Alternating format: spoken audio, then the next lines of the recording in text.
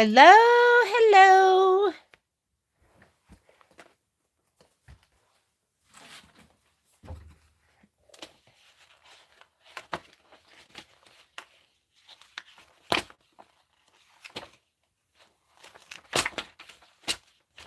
I've got a fine old mess over here. We did that. Center. Center. Whew. Is this not working? Live. Not able to pull it up on my screen.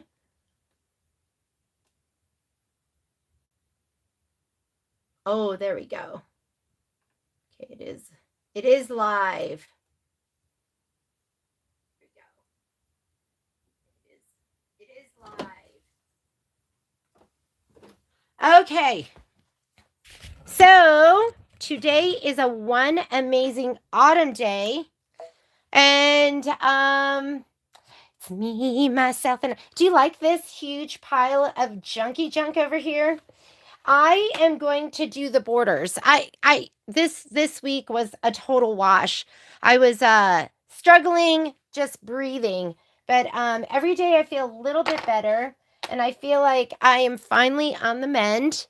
And I want to start with the borders. However, I didn't send you guys a note. I didn't know what was going on. So if you want to prep and do the borders with me, I'm going to do, I didn't stitch anything during the week. I just came home every day and just kind of crashed and did the bare minimums. This weekend, I'm finally back at it. I've been sewing, all yesterday. So the Saturday night I came home and just rested. And then yesterday I stitched pretty much all day. But these are the instructions. Well, here they are. These are actually the border instructions from Let It Snow. Because I was like, why don't I just do, I Miss Betty, why don't I just do the borders just like I did it then? So what we're going to do is I left my top piece all in one piece. Did I put that here? Pre-cut my strips. But in retrospect, I should have left my inner border fabric and batting all in one piece. You can fit all 4 strips.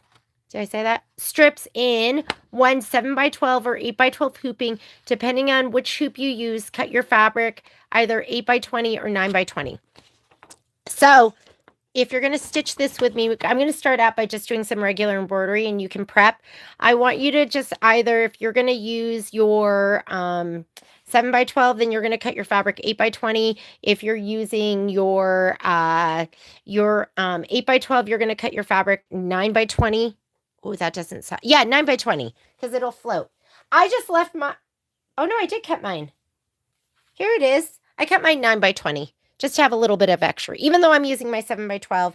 This was my fat quarter, and I just cut it 9 by, this is actually what, 22? Because it's just half a yard. So half of 44 is 22. Maybe it's 21 and a half. So this is 9 by,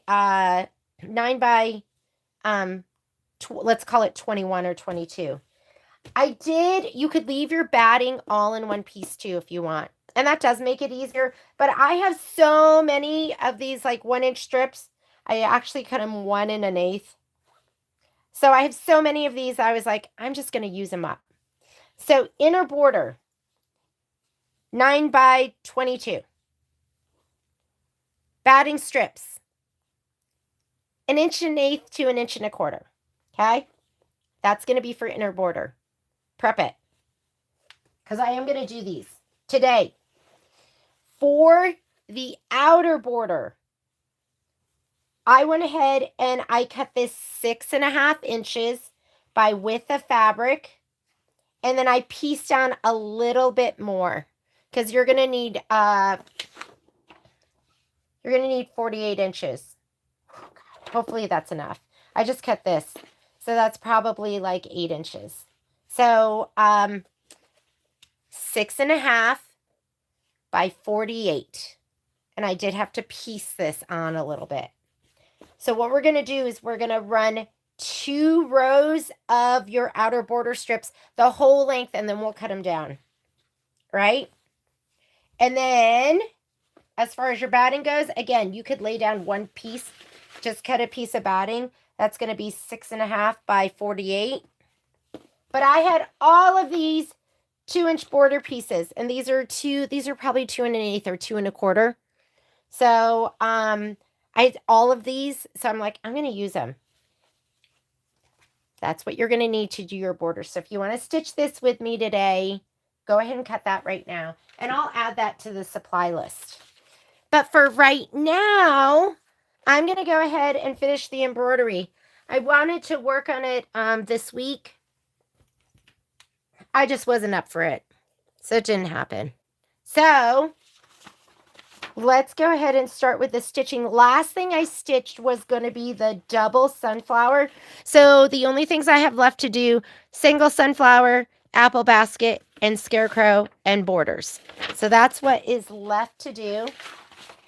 And we're going to do the single sunflower. Oh, so I had done the double sunflower. I had a heart attack because I was like, was I supposed to align these differently? But we did it right. So I never like leading you astray. I'll put this over here. Let's get this out of the way. And let's get stitching. I didn't end up, Violet got into town on Saturday night. And so I ended up not going.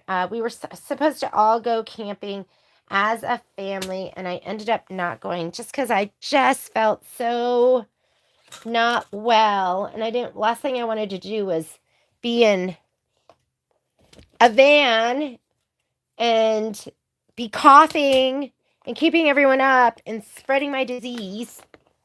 So I stayed home. And actually, Kai stayed home with me too, which was really nice because it was just nice being with my boy.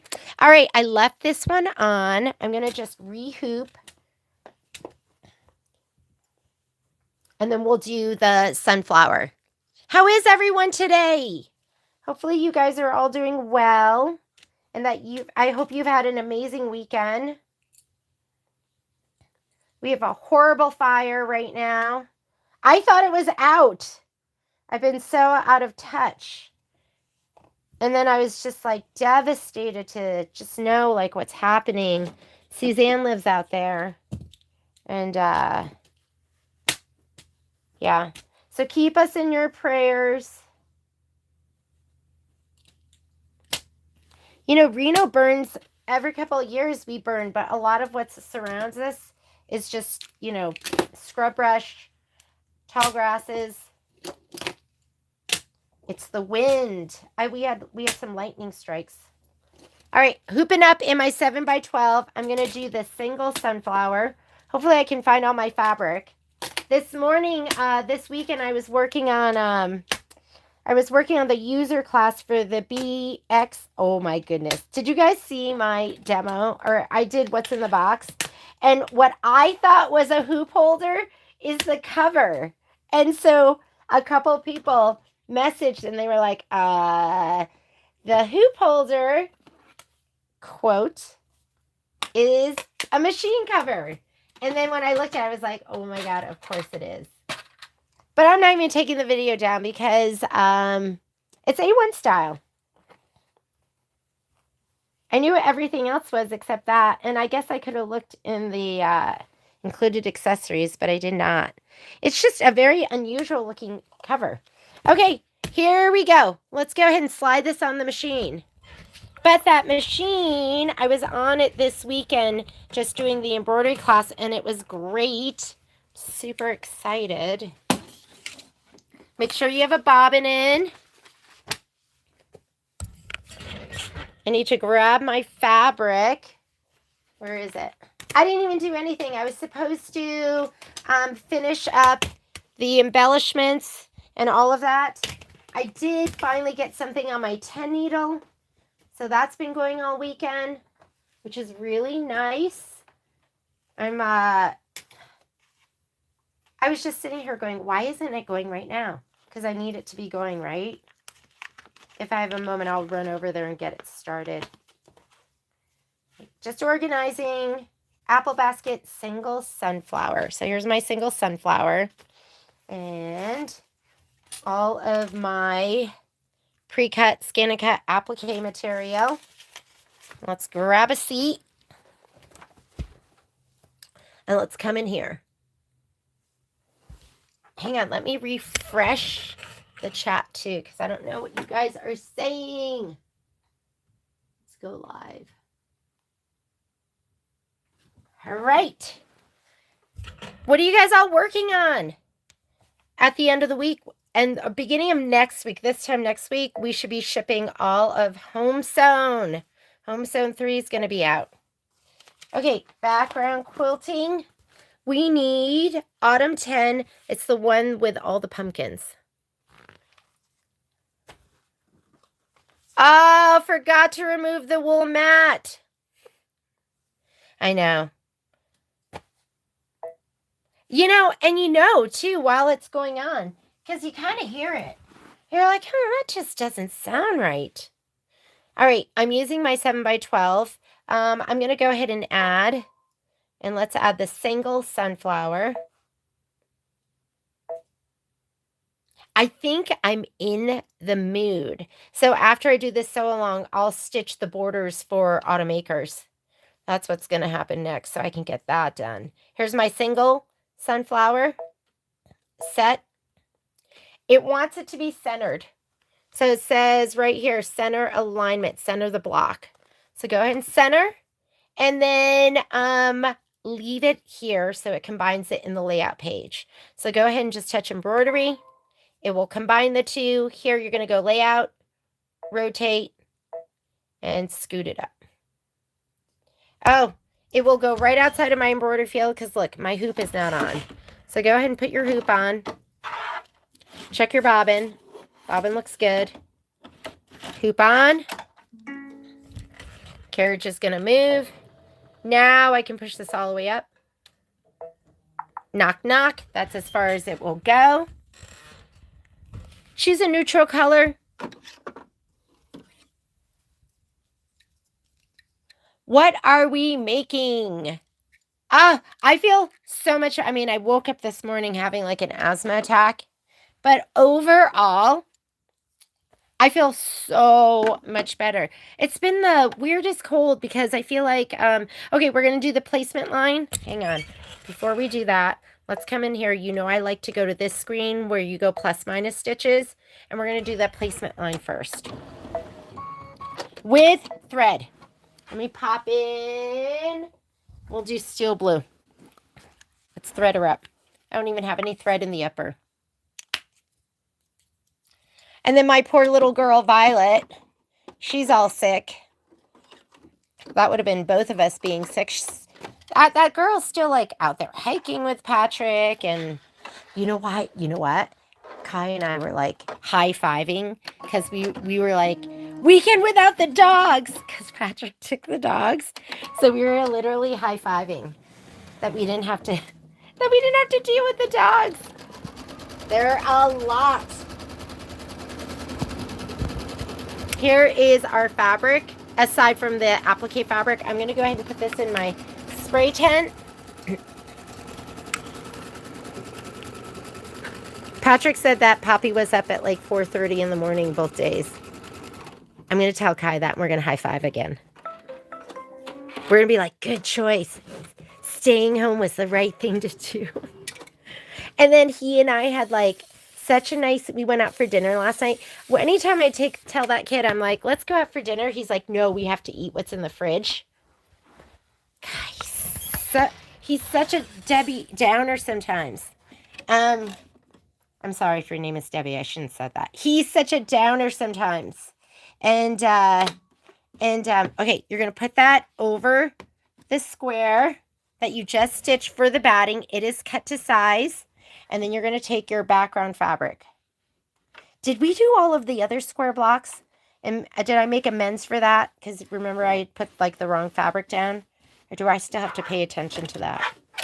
All right. We're going to skip some steps.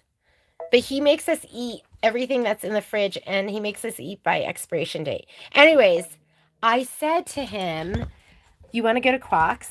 And like I said, that kid always says no. He's like, no, we have too much food in the fridge. This is your tack down. Is this our tack down? Did I skip enough steps? Oh, this is not. What I started stitching, and you know how I know? Because blue means placement. We do not want blue. I wanted the last tack down. This is what happens when I start talking. So I said to that kid, do you want to go to Quack's? And that's a restaurant here in Reno. They have the best chicken wings in the entire world. And he said yes. I was surprised. And then I asked him if he wanted to go out for sushi, and he said yes. So I guess it's just I haven't been asking him to go to the right places. Okay, skip that step 2. We want this one. That is the background tack down. And it should be gold. You're doing the placement for the batting, and then you're doing the background tack down. So he and I had just the best dinner out last night. It was just so nice.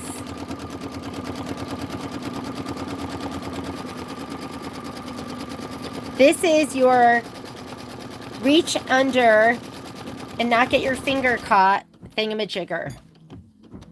This is the this is a 7x12.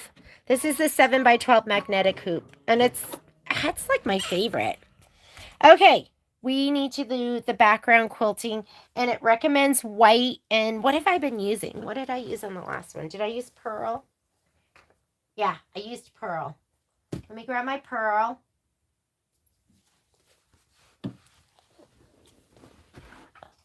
Good morning. Good morning, good morning.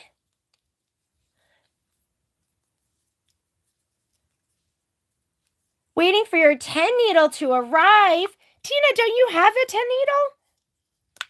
10 needle? Renata, I know you're waiting. Yeah, I've been needling. Did you guys see? I started stitching out. That is a big project. I'm guessing that's going to be like 3 million stitches. It is, everything is so dense. Okay, go ahead and do your background quilting. I guess we'll finish these off. Let's finish off all of these blocks. We only have 3 left. I know, I really wanted to work on it this week, and I just wasn't up for it.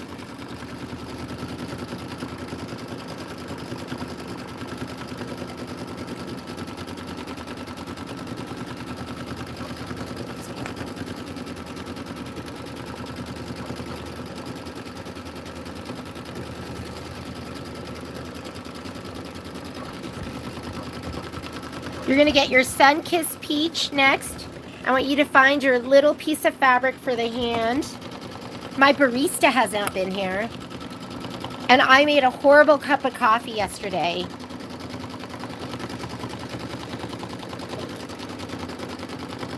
And then this morning I had to be like, how are you making my coffee? And then he told me, and then I made it, and mine was delicious too. But his is better because it's made with LOVE.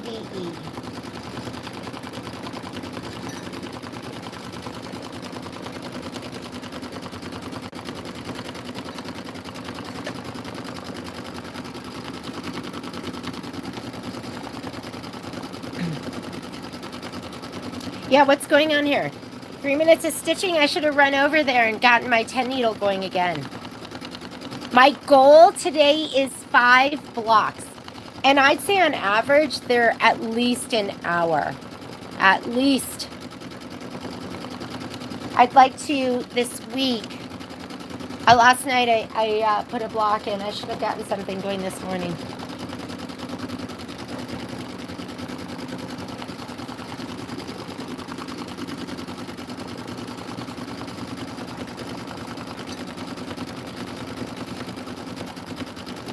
And this week I'm hoping to get our fabric from Benartex, because I'm kitting those the OESD pumpkins and the apothecary, and we'll kit the gingerbread house as soon as I get a cut list.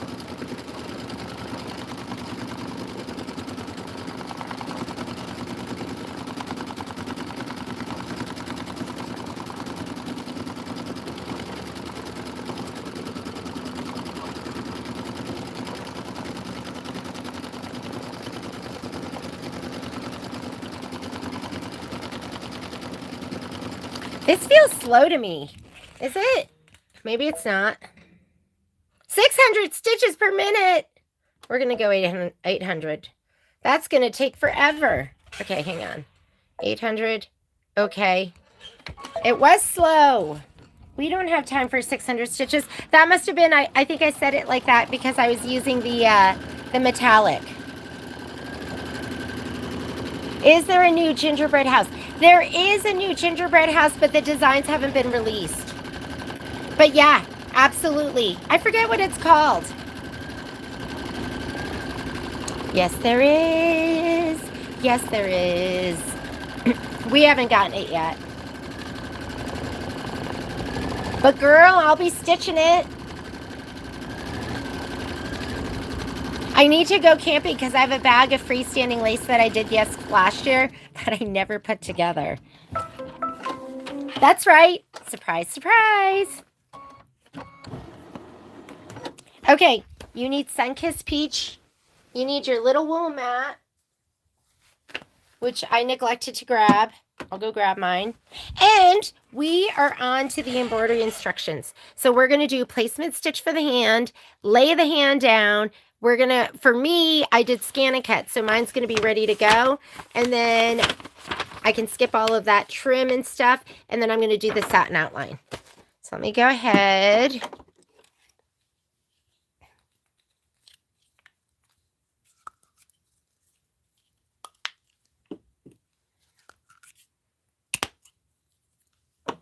Thread her up.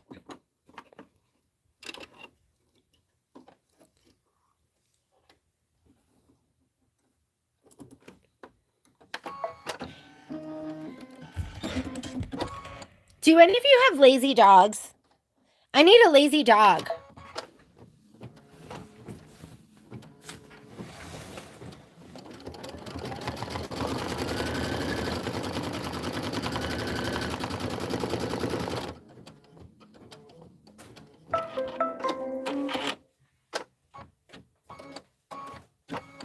I want a dog that sleeps in, that maybe doesn't want to go for a walk.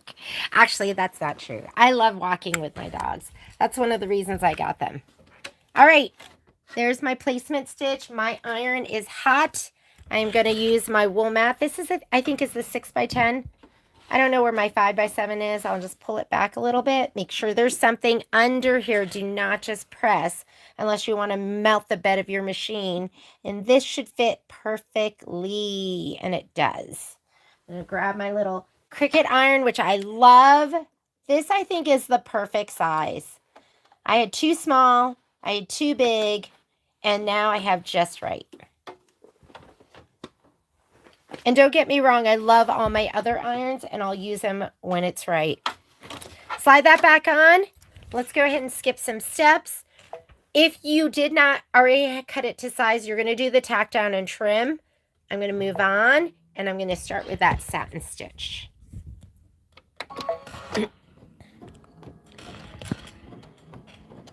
This is quick. It's just a minute of stitching. Pull out that mat. Make sure that mat's not under there.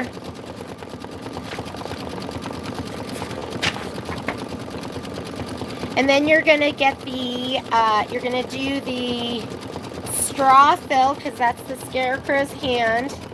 And the straw fill is going to be in Dijon.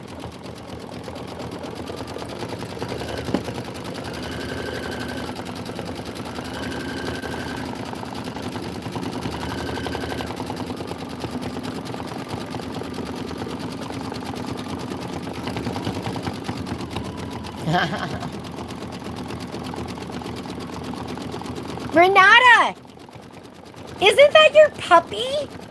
Is your puppy now 80 pounds? Oh my God, that's crazy.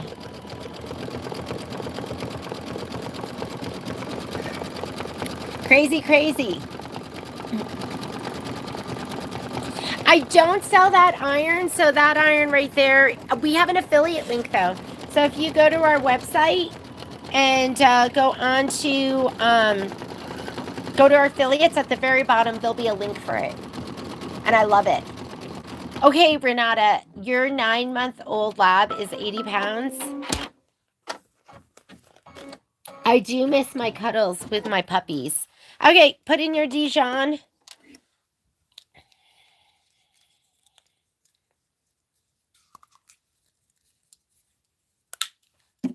You're going to do the straw coming out of the sleeve.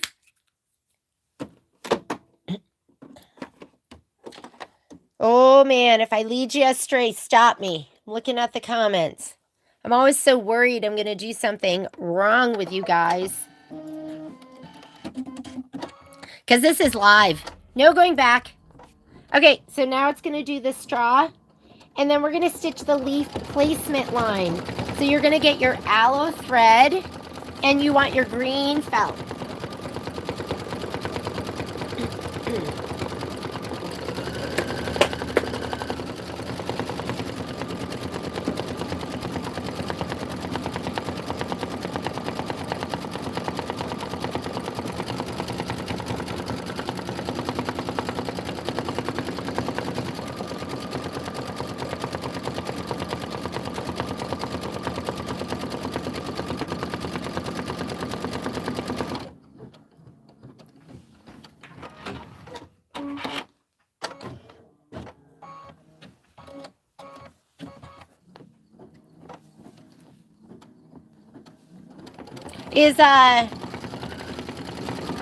Is she just a hunk of love?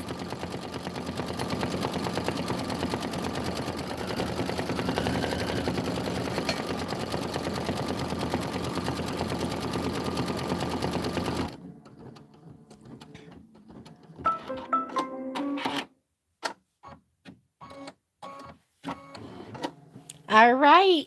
Put in your aloe thread. If I had just buckets of money, I would open up an animal rescue.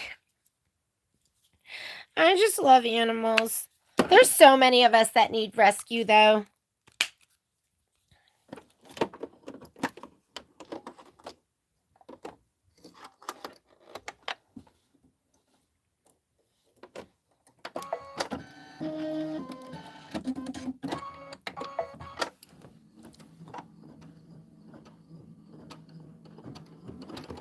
When in doubt, look on the floor, Joyce. That's the nice thing about labs. They are just so full of love for everyone.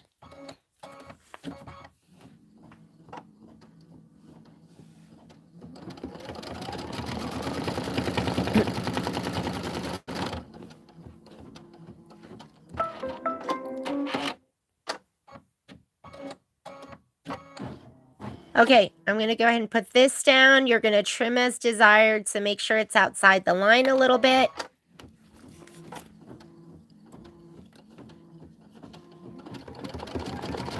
And go ahead and do your tack down and trim.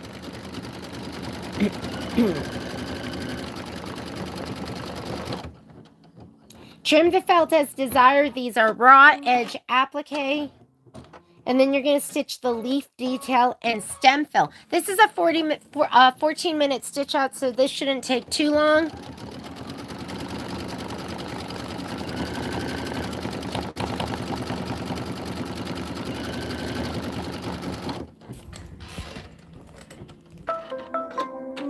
And when it says trim as desired, that's when you're going to grab your curved straight scissors. Hopefully I can find mine. All right, here we go.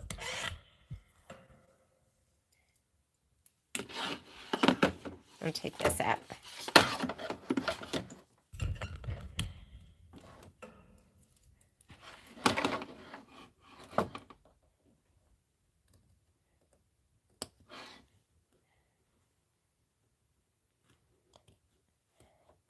We're going to do all this. Borders are getting done today.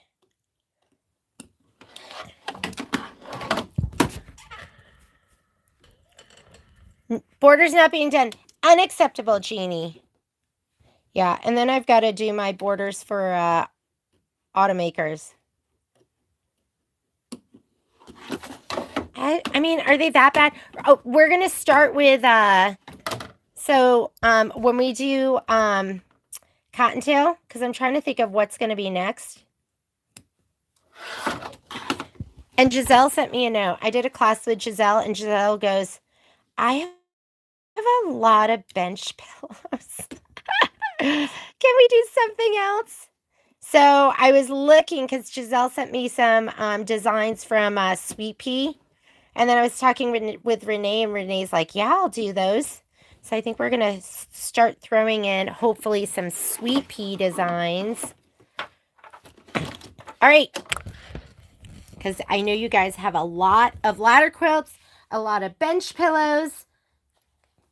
Stitch the leaf, detail, and stem fill.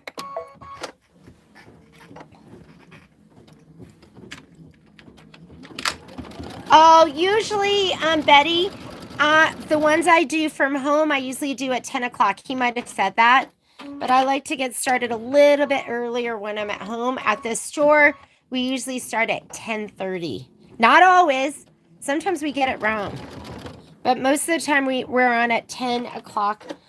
Next week, I don't know what I'll be stitching, but I'll do an evening. So next week's going to be an evening, 4 to 7. We'll do something amazing. I feel so much better. Ooh, ooh. God, it's been awful. This cold's been absolutely awful.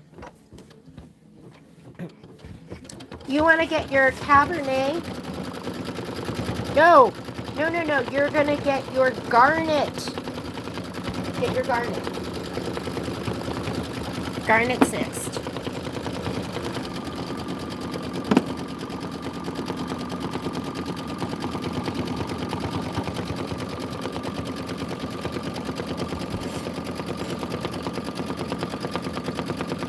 Thanks for your visit, Betty. It was so good seeing you. We saw a bunch of people this week.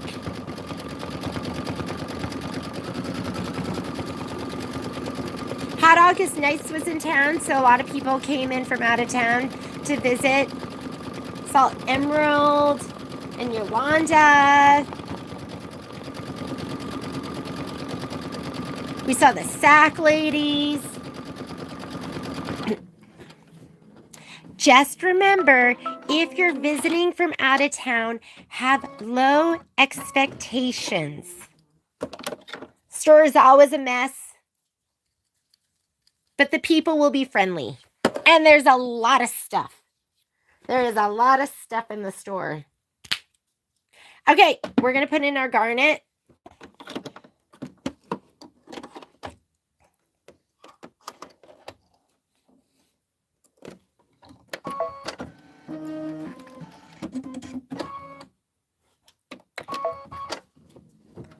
Go ahead and do your cuff placement.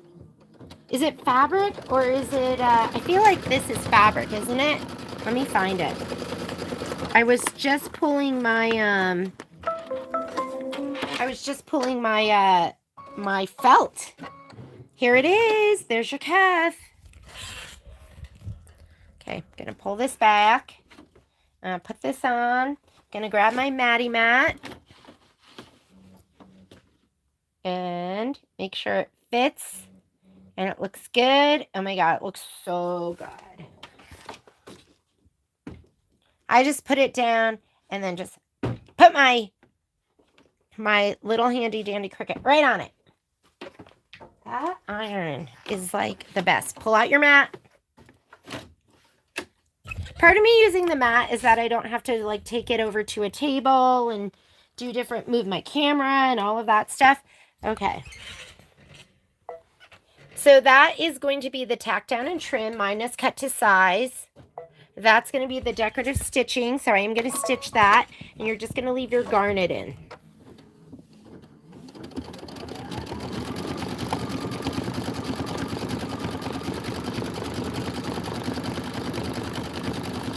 Oh, Betty, I have to finish is it the Sea of Serenity? I have that one all done. I just have to sew it together. You know what? That's what I'm going to work on. When Patrick and I go camping next, I'm going to take those and stitch them all together. But I need an iron. I wonder if I could hook up an iron or if that's going to pull too much power. Okay. Now that we've done that, you are going to put in H, which is camel. Did you find it, Joyce? Did you find your camel thread? If not, just use something close. I like using exactly what they tell me to use, but at this point, if I don't have it, oh well, I'll find something close.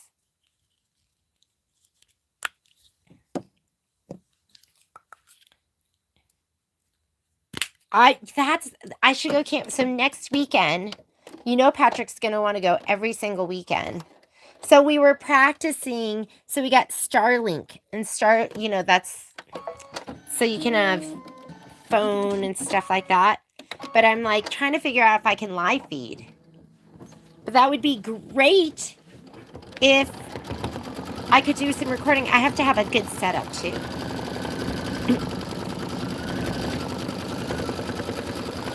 And I just want to take my Avenir with me.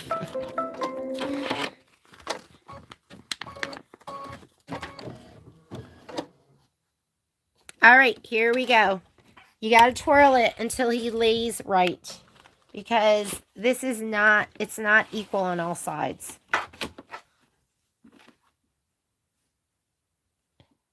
Oh my goodness. Did I get it right the first time? It's perfect.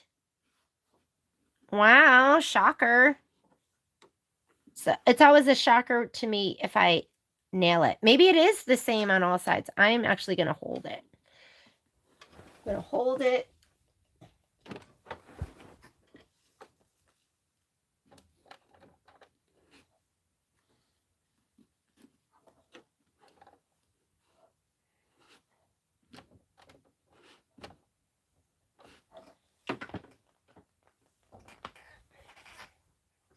I just love this. It's just like, it's so cute, and I love the little holder it comes. I love my Oliso too. I love it. And I love my clover when I'm doing really small, delicate stuff. I love my clover. You gotta have an iron at every size. Every size. All right. We are going to skip some steps, right? Because we are cut to size. If you are not, do the tack down and the trim. I'm going to go to this step right here, and that's going to be the decorative stitching.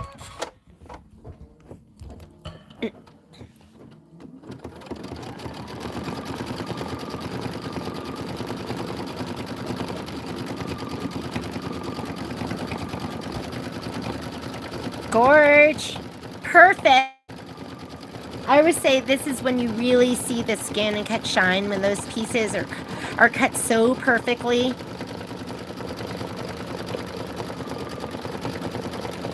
And then we're going to stitch the petal placement line. And the petal placement is going to be in buttermilk. Buttermilk, and then you're going to get your yellow felt. Your buttery yellow felt.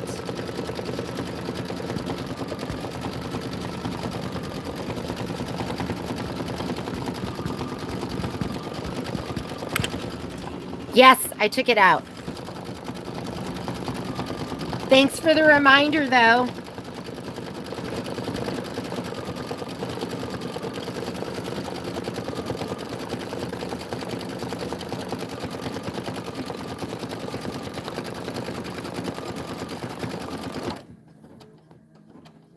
I was a good girl, Betty.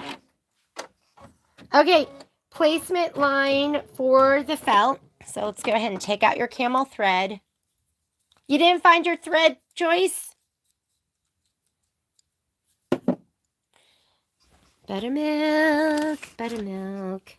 Where did I put my buttermilk? I literally just went and got my buttermilk. But where is it? Ah, there it is.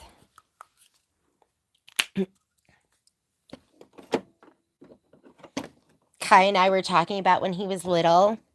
When he was little, he came into our room until he was like 6 or 7. We always put him to bed in his room. But at like 4 in the morning or something, he'd come running into our room. I could feel him looking at me, and I would lift up the sheets, and he would climb in, and I would cuddle him.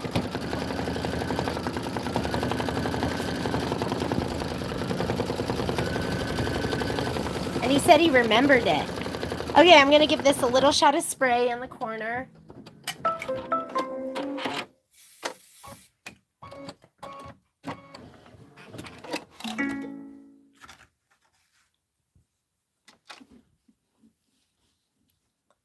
And this one's going to be a trim as desired, so make sure you leave a little bit around that. I'm going to do the tack down.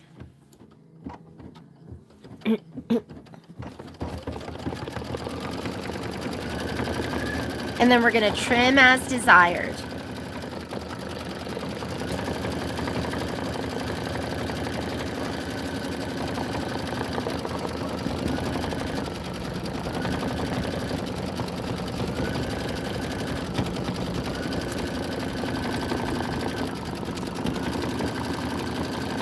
Is Glide and Isacore thread the same color?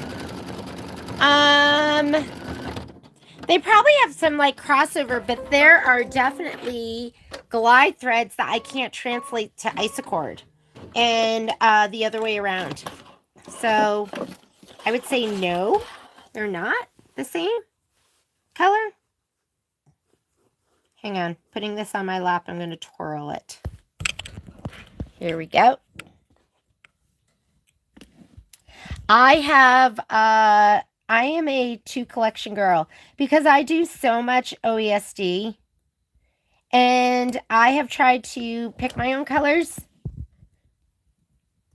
It's the tiling scenes are such a huge commitment that I personally wouldn't do it without the threads kit, just because, I don't know, I want it to look perfect.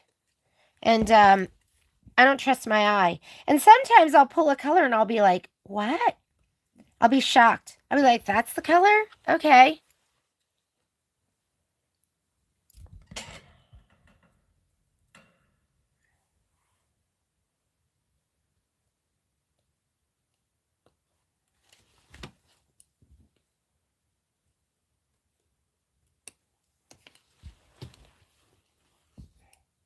But I think there's like good thread translators, and you can get pretty close. There's good thread conversion charts.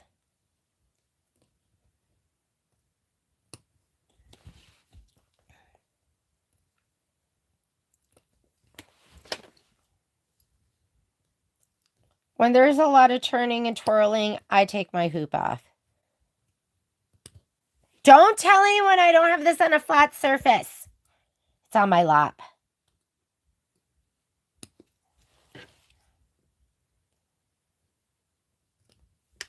You guys were so funny last week. I was laughing so hard.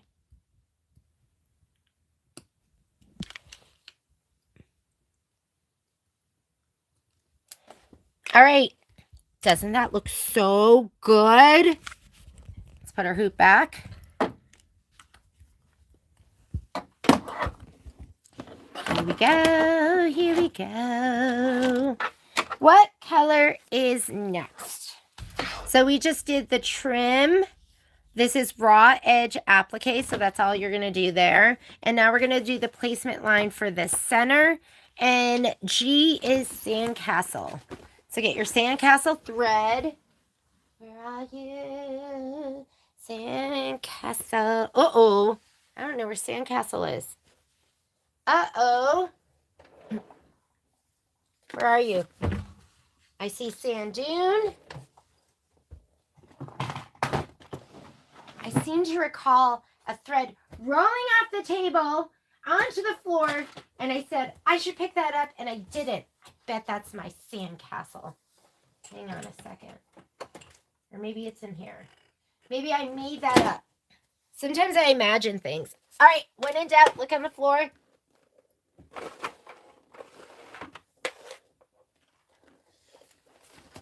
Oh, there it is. I see it. I see it. I see it. Whoop. Sandcastle.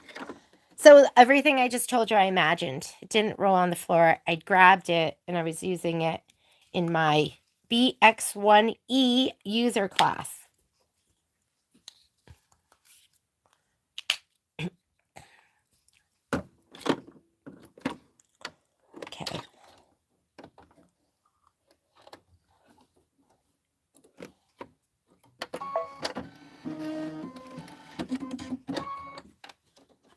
placement stitch. Get your applique material. Easier said than done. Where's mine? I lost it. All of it.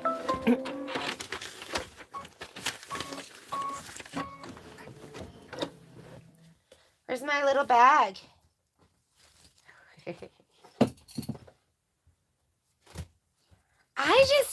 You guys, I am so impressed with my ability to lose things. Oh, there it is. I see it. On the ground. Okay. I'm so good at it.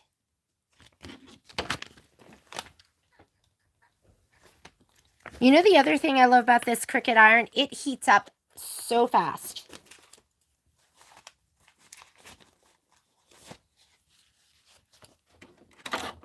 You love the thread kits? Are you talking about the OESD ones? Okay, mat under. I always like to feel for it. Applique piece placed.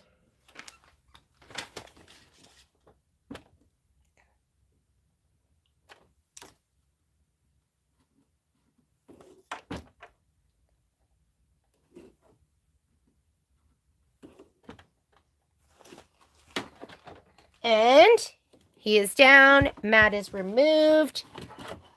We're going to go ahead and skip some steps. We're skipping the tack down and trim. And we're going to do the decorative stitching. Here we go.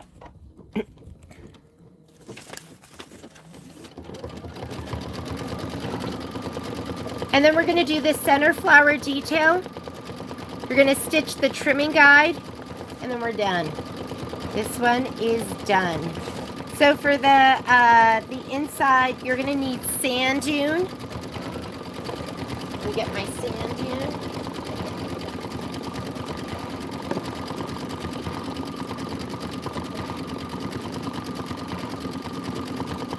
Boo Manor. Okay, because Boo Manor, I don't feel like there's as many colors. I think you could totally get away with doing Boo Manor without the thread kit. Just match it to the fabrics. So I think that one you could get away with. The tiling scenes, I say if you're going to make that kind of time commitment, get the thread kit. So that it looks right. Oh God, does that look so good? That stitching, it just looks so good. Okay, put in your sand dune.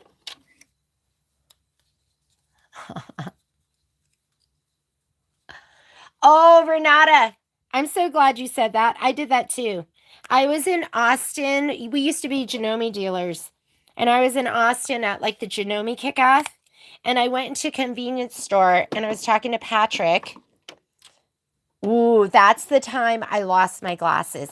And really, I didn't lose them. They were stolen. Anyhow, so I went into a convenience store to buy readers. And when I walked out, I went, oh my God, I left my phone in there. And I went running back. I was like, Patrick, I lost my phone. And I went running and he's like, you're on your phone. You are on your phone. So I've done that too.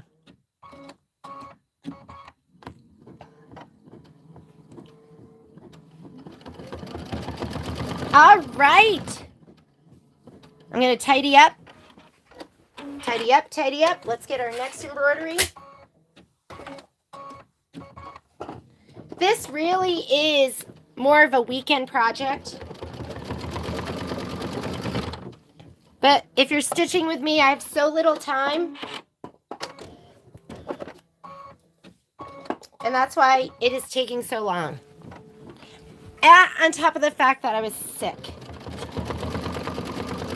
Next, we are going to be doing the apple basket. And the apple basket, is this where we have to think about the colors that we use? Yes. Okay, let's look at the apple basket.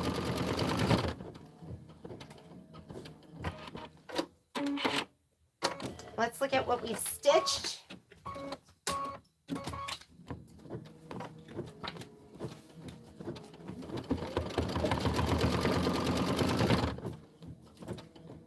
because I think we talked about swapping fabrics because I had messed up.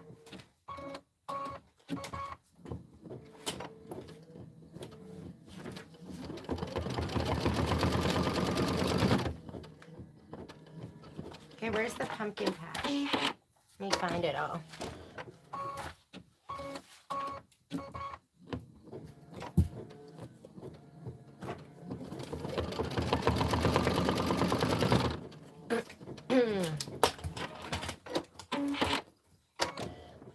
I don't know where my pumpkins are.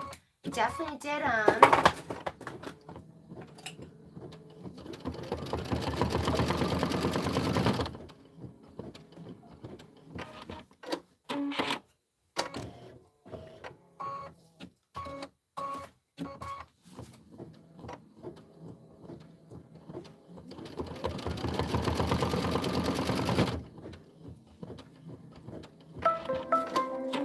Did I already swap the fabric? I think I did.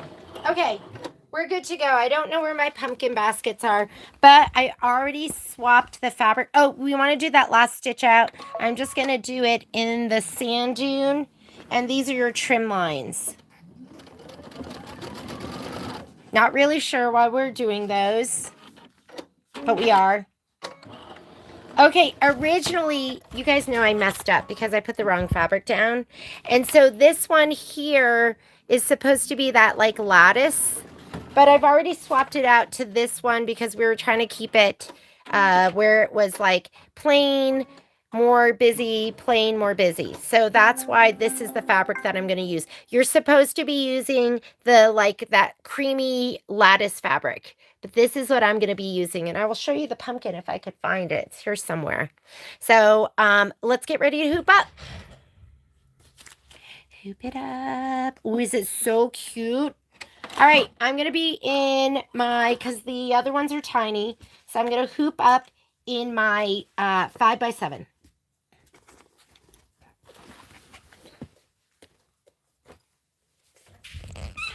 Maybe I could have like something done for you tomorrow.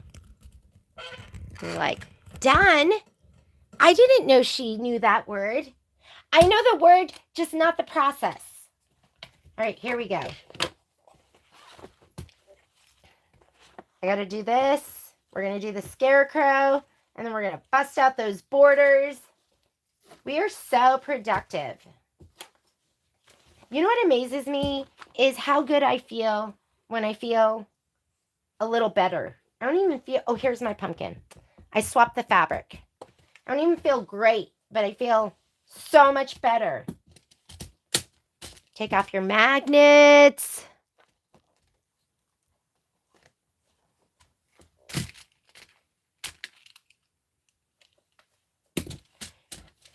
That pumpkin is so cute.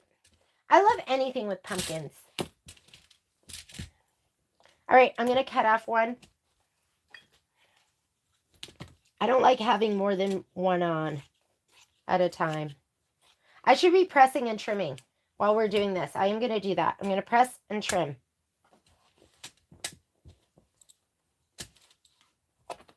You're like, that would be nice. You feel better and you're talking a lot.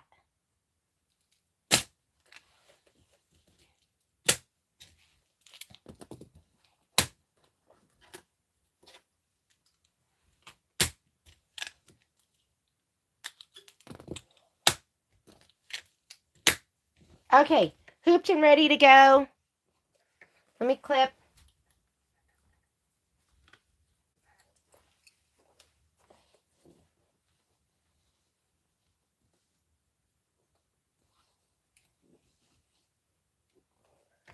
And let's go ahead and slide that onto the machine.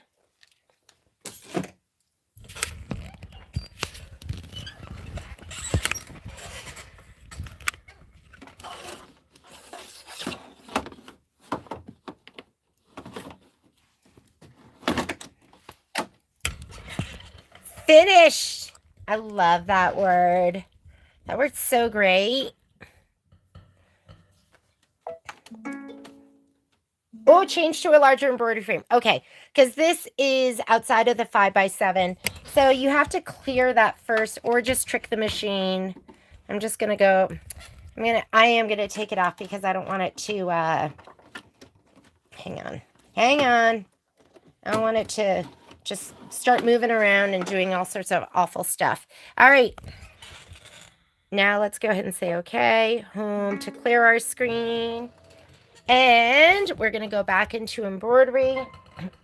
Let's see what quilting design we need to put in. We're doing the apple basket, Autumn 10, and that's 4x4. Autumn 10 is the pumpkins, right? I'm pretty sure it's the pumpkins. What did I do with my book? My book. I lost my book. I found my book. Okay. And remember, I'm using the wrong fabric because I had to do some swapping around. But yeah, it's the pumpkins. So we're going to come in here to design database transfer because that's how I move. That's how I roll.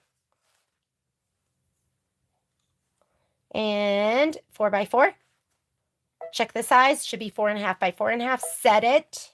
Now we're going to add the basket. Add.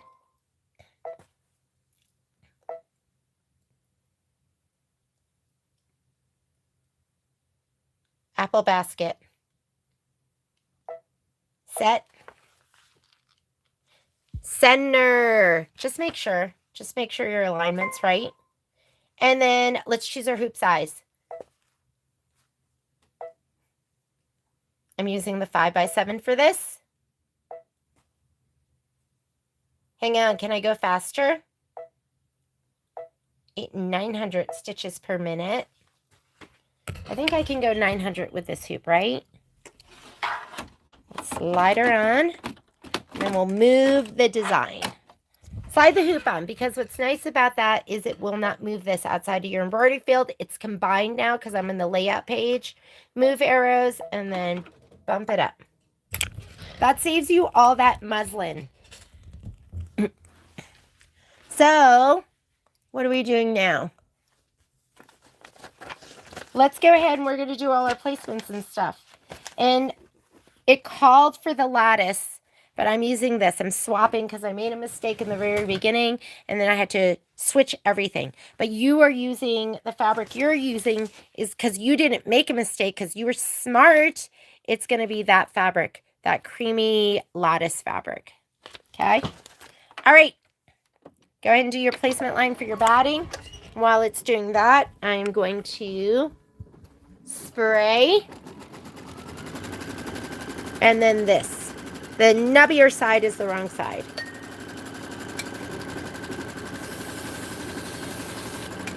Don't go crazy with your spray.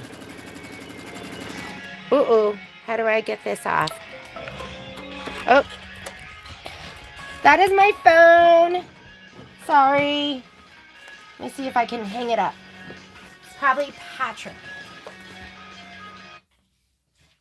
That was actually my mother-in-law. So Patrick's stepdad is turning 85. So we're doing a little birthday dinner for him tonight. Let's go ahead and lay this down.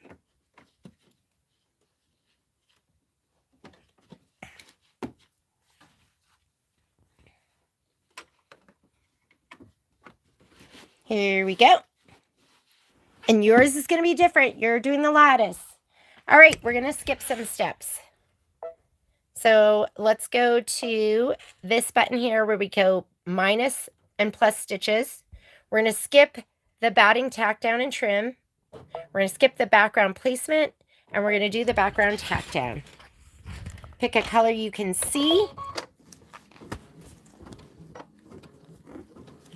Whoop! Just dropped everything. I'm looking for my spatula. I just like to run this kind of in front and make sure everything is laying as flat as possible.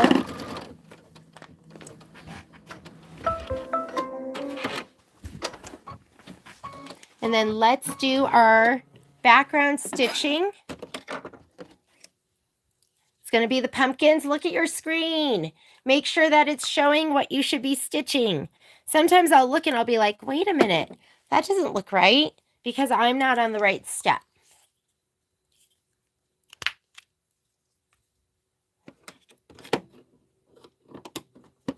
You've been working on 8-inch patches for your husband. Finally figured out. That's why I can't wait for... Oh, yes! Renata, you're going to love it. I mean, these blocks that I'm doing right now, a lot of them are like 2 hours. They're like 80,000 stitches, 40,000 stitches, 60,000 stitches. Okay. Do your background quilting. And you're going to need your Cabernet thread. So we're going to do Cabernet, apple placement, the burgundy felt, and then the tack down and the trim. Trim as desired.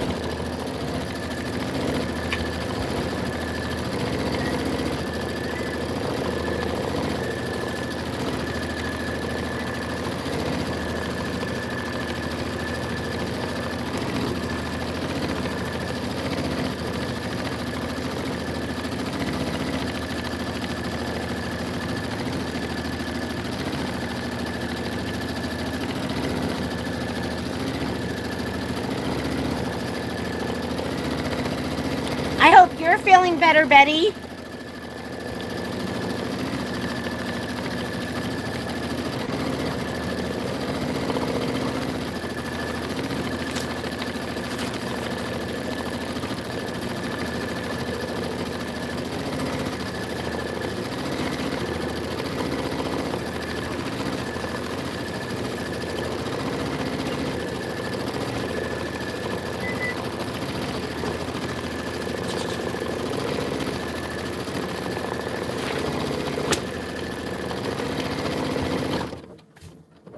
While that's stitching, I'm going to start pressing too.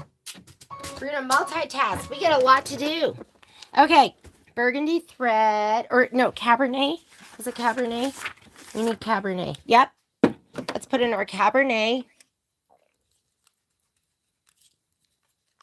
I think a lot of people, is there a particular design from Designs by Juju? Remember when everyone did the tree skirt? I was like, should I do the tree skirt? Oh my goodness. No time.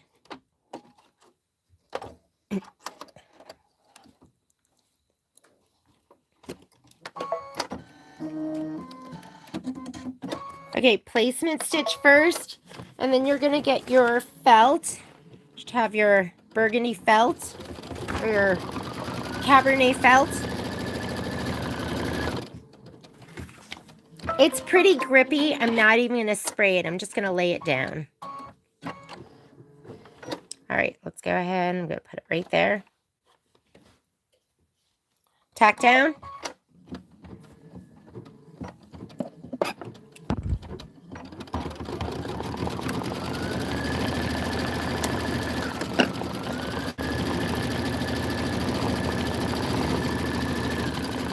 You want to do table runners? We should do another Janine Babbage then. Don't you think? A Janine Babbage table runner would be really, really good. Or we should do another wonky ruler. I love the wonky ruler one. So much fun. Okay, let's go ahead and trim this. This is raw edge applique. Maybe I'll look at, maybe we'll do a Janine Babbage table runner. Did you guys like Spring is in the Air? That was like, oh, that one was so, and it just takes so much planning now because you got to order your fabric. Your fabric, you've got to order it. I've got to order it all. I can't believe it's almost September. So when September hits, then I should have the rest of the fabric for the America Land That I Love pillow. We're going to be doing that one. Because I was waiting for some more of the 5-inch stackers. We're going to do that.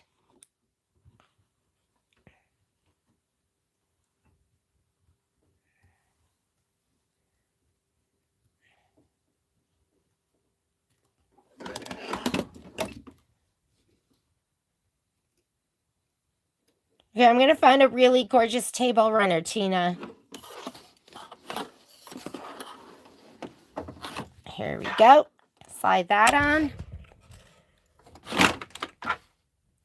Make sure nothing's curled under. What's the next step? Now we want you to stitch the apple placement line, and that's going to be in color N, which is candy apple. Candy apple. Where are you, candy apple? Ooh. Candy apple is new for me. Is the new pillow similar to the Americana one that Karen did? The new pillow. Which new pillow? Oh, yeah. That order just went in today, Betty, for the rulers.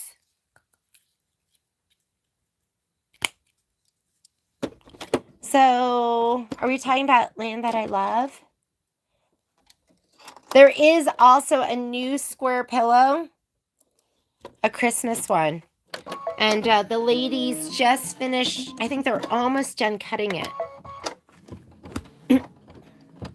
I love the square pillows. These square pillows are so cute. Oh, are we talking about Land That I Love? That's going to be this one.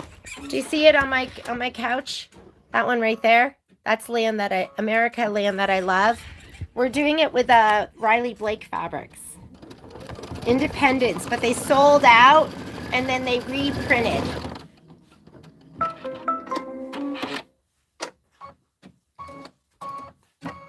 All right. Get your fabric. Did I cut these? I would have thought I cut these. No? Place apple 2, 3, 5. Oh, okay. That's this piece right here. Okay. I'm just going to put this down. Up here, up here. Here we go.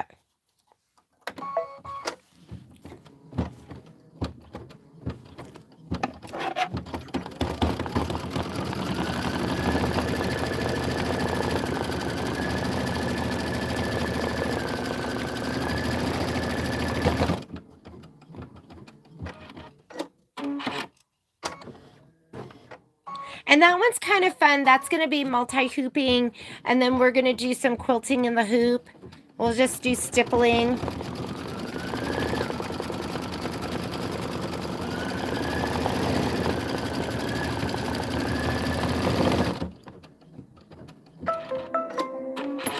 Okay, this is trim as desired, raw edge applique.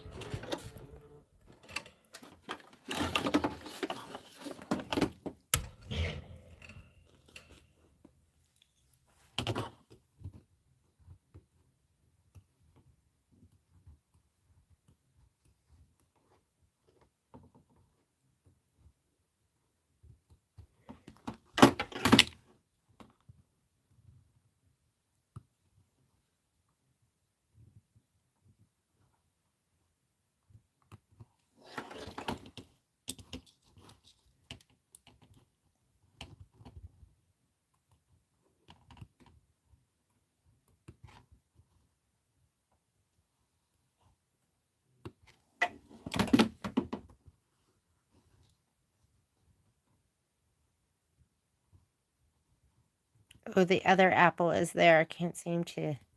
There we go. I was like, why can't I get to it?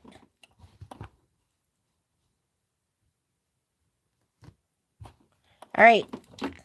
Trim this one too.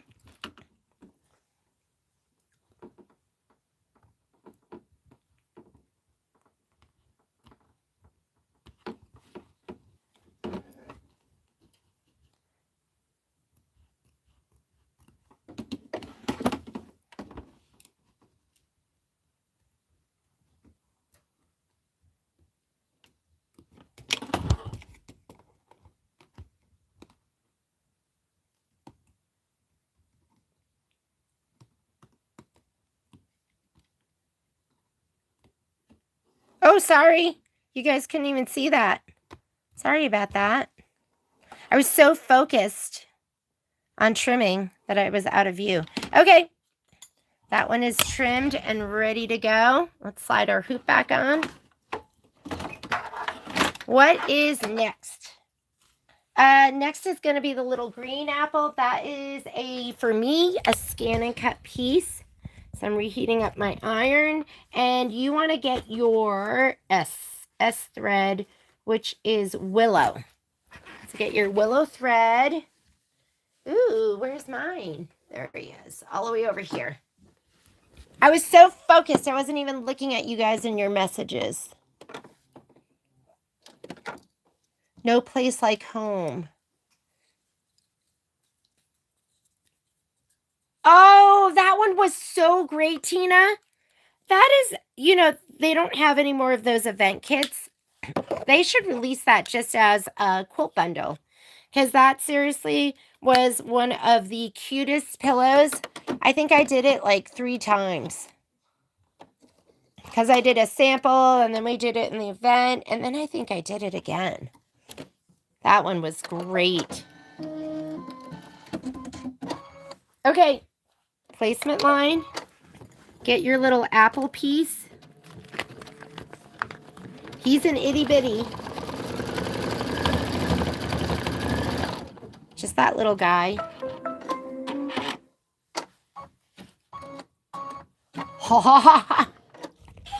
She shreds the pillows. That's kind of like my dogs with their stuffies. I can't get them stuffies anymore. I don't even care if they shred it, but then they start eating it. That's the problem. Because they're trying to keep it away from each other, so they start eating it. And then they have intestinal distress for 2 months. And then we go, well, we got to get rid of these dogs. When it's still warm, you can kind of move it a little bit. That was like Momo and Poppy, they got something, and it was awful. It was awful, awful, awful, awful. Okay, we're going to skip the tack down and the trim, and we're just going to do the decorative stitching, or I'm just going to do the decorative stitching. 18-minute stitch out, but we're much longer into this one. And then you're going to get your dark felt again. Back and forth, back and forth. It's layered. So you're going to put in thread F again, which is going to be your Cabernet. Cabernet. My dogs don't rip up pillows. Thank God. Pillows are expensive. So are stuffed animals. They just love them so much. They get so excited, and they toss it around. They carry them, and they love them. They rip them apart. I feel bad that we don't give them toys. I feel bad. I think about our other dog. Okay, placement line. We had a husky, and like, this is how stupid we are. Everyone talked about how great the Kong was, so we bought him a Kong. And then he didn't play with it or anything. We were like, that's like the stupidest toy. We didn't put anything in it. We just gave him the plain Kong.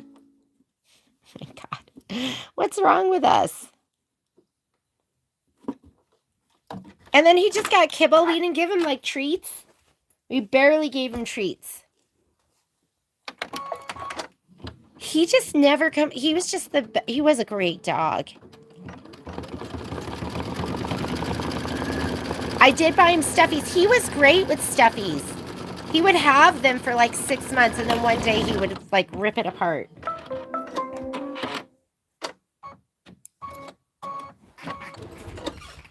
I would make him eggs. He loved eggs. He was an egg eater. And he loved babies. I think babies were his favorite. Anytime there was a baby over, he would stay right next to the baby. And he'd want to lick the baby's feet.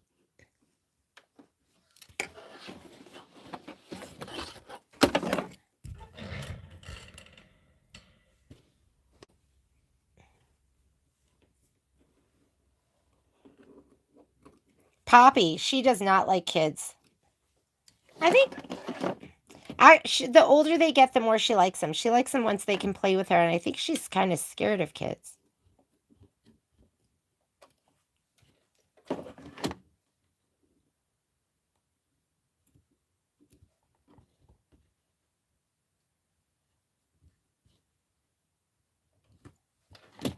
All right.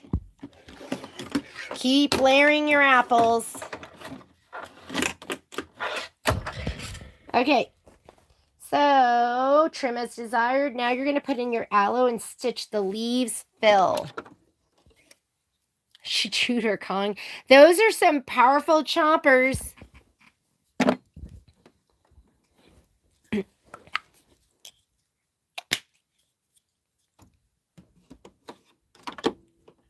Good morning, Lita. Are you visiting the grandkids? How's the weather in Alaska?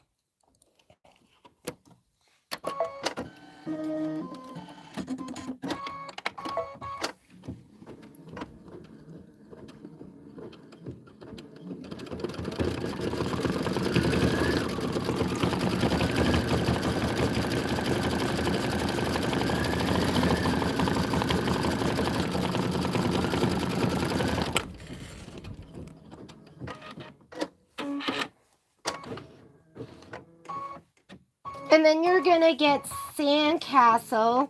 So our lineup will be... Oh, no, sorry. H is camel. So camel, candy apple, cabernet, and willow. Okay, so you need camel first. Then candy apple.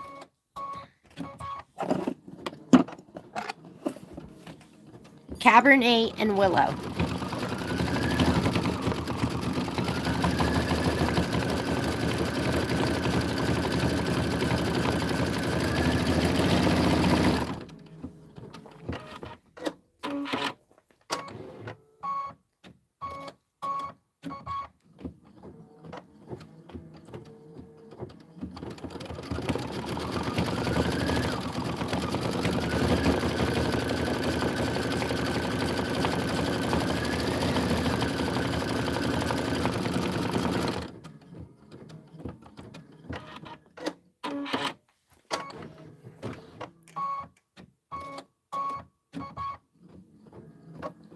We are 15 steps into 27 steps, and we're 6 minutes into an 18-minute stitch out.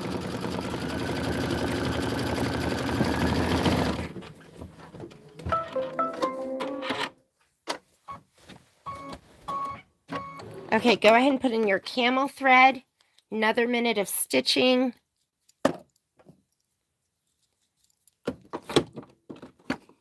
I was just sitting here daydreaming. Kai was so funny yesterday because I can't remember what he said to me, but we were driving. And then he was like, didn't you see that or didn't you? And I was like, no, I was daydreaming about what you were talking about. He was like, daydreaming? You're driving. And then I kept looking up at the smoke because you can see all this smoke from the bug. Is it the bug fire? Our Cold Spring fire. And he was like, can you keep your eyes on the road? I'm like, Mommy can glance to the left and then look back at the road and still be driving safely. He didn't like it. He wanted my eyes on the road the entire time. Okay, heat up your iron. We are going to cut these apart. We're going to take these off too. I knew that would make him crazy if I told him I was daydreaming. Part of it was me just rage baiting him.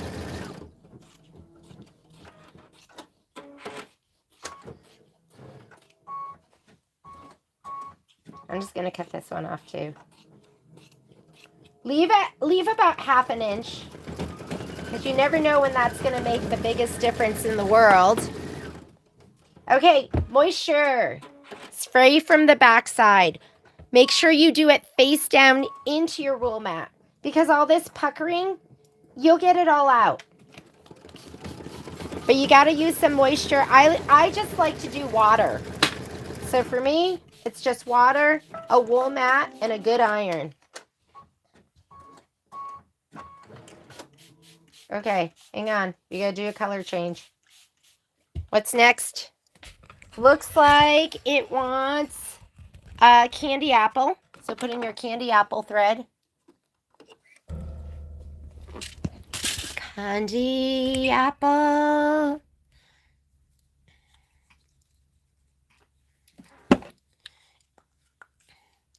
I had this friend who lived in Phoenix, or maybe he was in Scottsdale. I can't remember.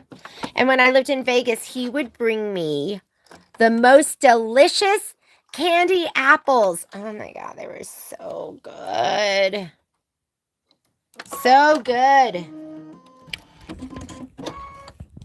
Here we go.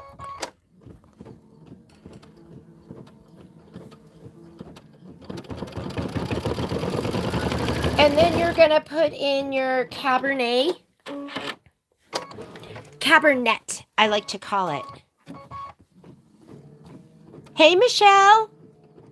Telluride, yes.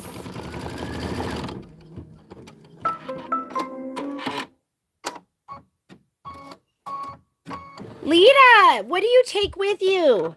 Do you have a machine up there? Isn't it hard not having a machine? All right, let me go ahead and put in my Cabernet. I love Telluride. Okay, so I have a girlfriend and they have a house in Telluride, and we went to go visit, and we took the gondola up from town, and somebody had glued a quarter on the ground, and I tried to pick it up right outside the gondola. I was like, oh, they got me. I'll pick up a quarter. Okay, after this, you're going to put in Willow.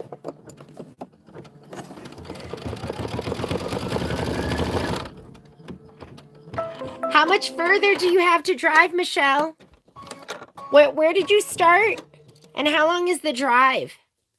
I imagine it's long. Patrick was saying, you know what we should do next is we should go to Mesa Verde, because I've never been and I've always wanted to go.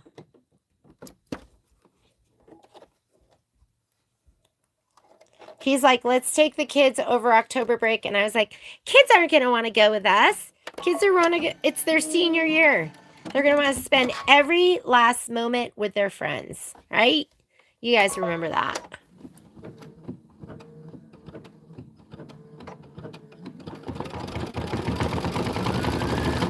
Oh, Tina, you're the inspiration. You do I don't think you needed my help. I think you're pretty motivated. You're a doer. You get everything done. You're absolutely amazing. Okay, we are going to put the basket down now, and it's asking for Spice Brown. Spice Brown. I don't know why my Spice Brown isn't out. I know as soon as you get it in your hands, you get that project done. When he did a sidewalk, he always sunk a quarter in it. Oh, God. Don, he would have gotten me. And literally, whoever put that quarter down, it was like right outside the doors to the gondola. I can't imagine how many people try to get that quarter up. That's so funny that he would put a quarter down in it. Okay, placement stitch. And then you're going to find your basket fabric.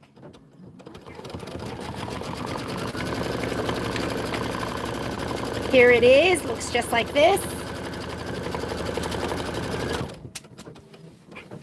Our kids, I remember when we went to Telluride, I mean, it was a long time ago. Our kids were probably, I don't know, probably about they were just walking. They were just walking. So Kai walked really late.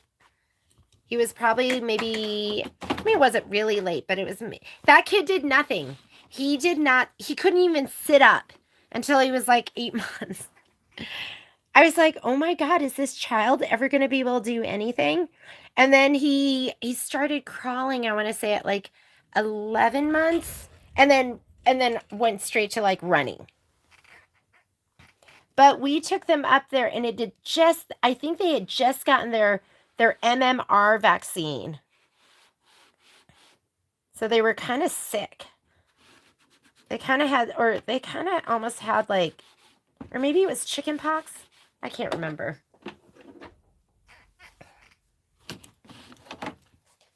And they were lap babies when they flew with us, and we had such a bumpy landing. I remember Kai almost going airborne and just like clutching him. Okay. There is the basket. Trim the fabric close to the stitch line. Then we're going to stitch the handle fill, and I think that is still spice. Yep, spice brown. So let's skip some steps. That's tack down and trim. Don't need it. That's the handle. So let's go ahead and stitch out the handle.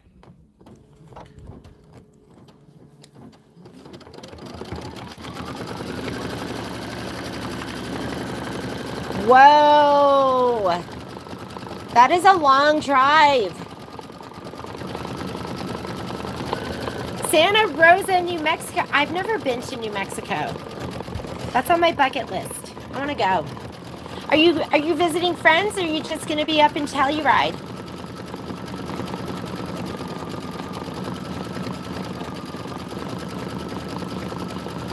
Hello, Miss Trish.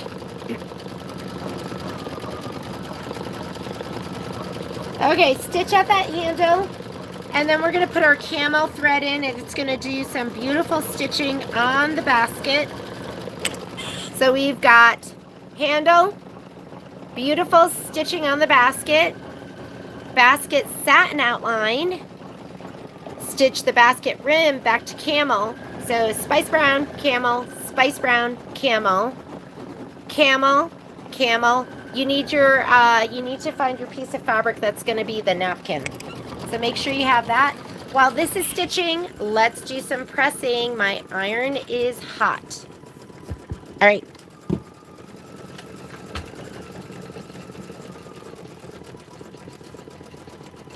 And your goal is for these to lay flat. Gorgeous. Done.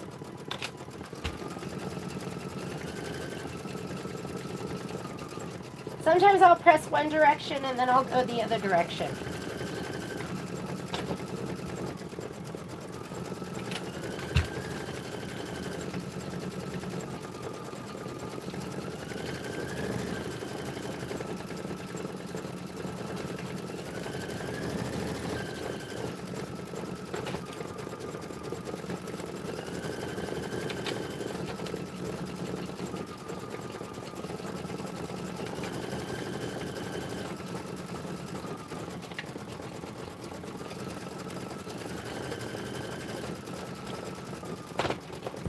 Okay, get your rotating mat.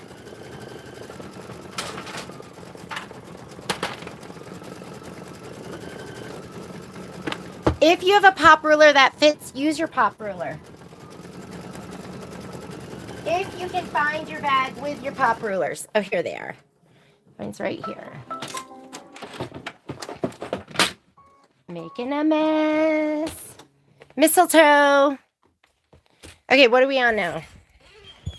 Okay, put in your camel thread, or just alternating. Camel, spice brown. Camel, spice brown. Yes, please hit the thumbs up. I think it helps us in the algorithm somehow, some way. How are you, Miss Sylvia? Have you just been hanging tight? Hope your hubby's doing okay. I think he's in treatment right now, right?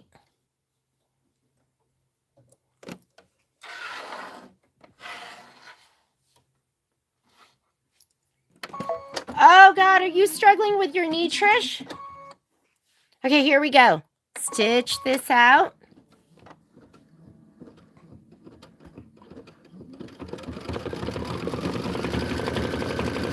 Smoky Boise. Oh, it's smoky here, too.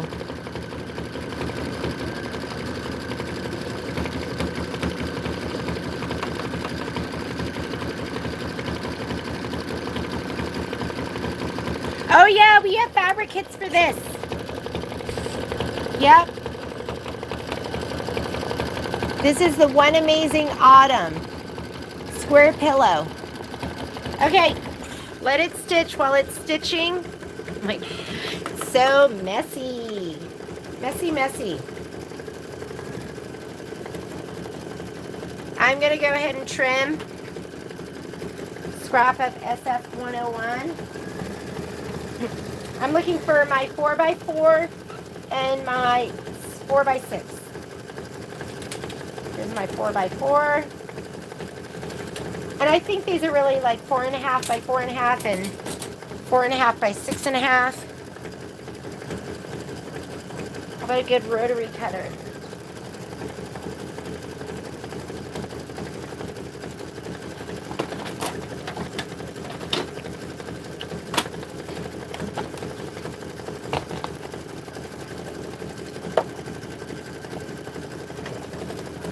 All right, frame it. Look at it from top to bottom and left to right.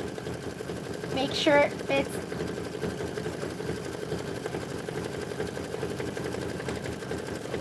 Fits the best it can.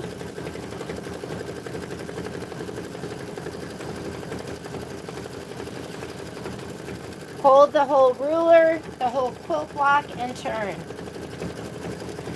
What you don't want to do is you don't want to have to pick up and reposition your pop ruler.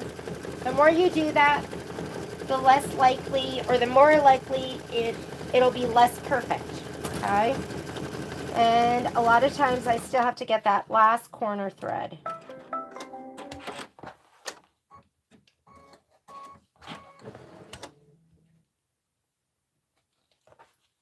Okay, that one is done. What are we on here? I think we're putting in spice brown again. So put your spice brown back in. And then it's going to stitch the satin outline. Satin outline. Oh, yay! Oh, that's so good to hear, Sylvia. I think about you all the time.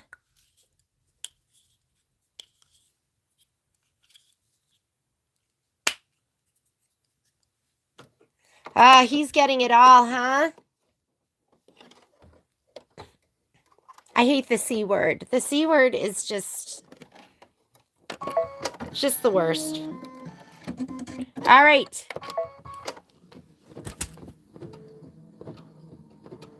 I have not tested it yet, Penny, but I will, because I'm redoing my videos for the bags.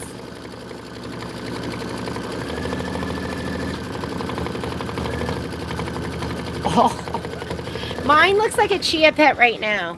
I popped off my needle plate, and I was like, I should clean this out, and then I didn't. Okay, let's keep trimming.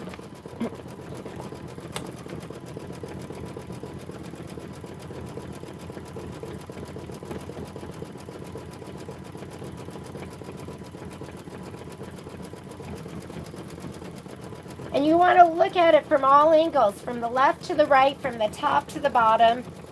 It's never going to fit the line perfectly, and that's okay.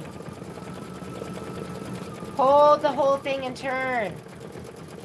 Treat yourself to a rotating mat if you don't have one. They come in so handy. Don't contort anymore.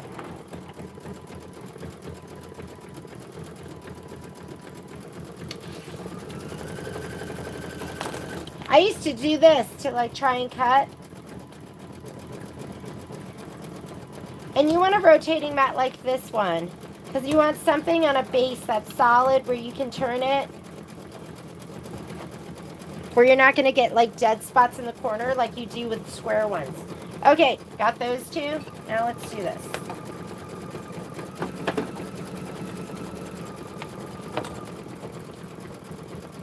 Put the rubbery side down. Sometimes I forget. I just go on autopilot.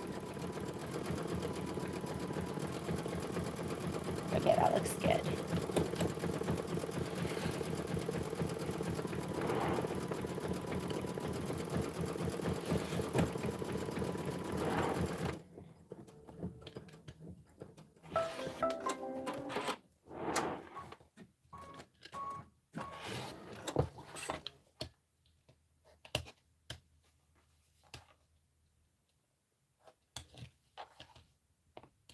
Every once in a while, I'll get a full cut. But for the most part, I always have to, let's just get that last thread in the corners. All right, we're back to camel. So let's put our camel thread back in.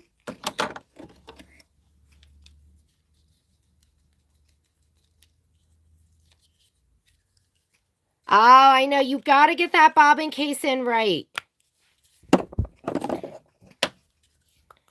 It should have if it's in there so tight that it doesn't move, it's not in there right. It should have a little jiggle. And when you put that bobbin case in, you should see a ring of silver, like an equal ring of silver all the way around it. Shouldn't be thicker on one side than the other. Okay, so right now we are stitching out the basket rim fill, and then we're going to stitch the napkin placement line. We better find our napkin. I saw, oh, look at that. I am definitely the type to lose something like that. I was like, I better find it right now because I bet I'm going to be cutting it.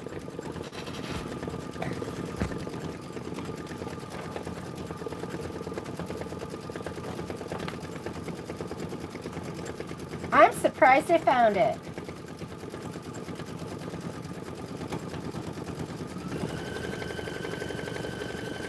All right, here we go.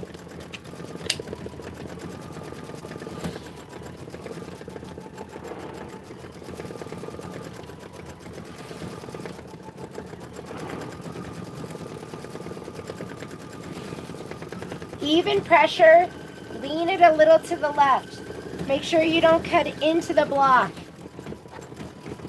Because if you do, that's you, not the ruler.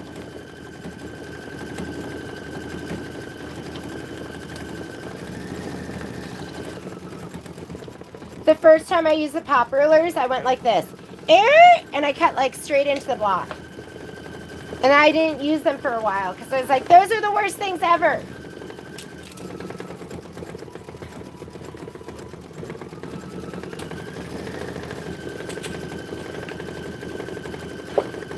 Do I have any other ones to cut? I don't think so. I think that's it for right now. Okay. And back to our regular scheduled programming. Let's get you back over here.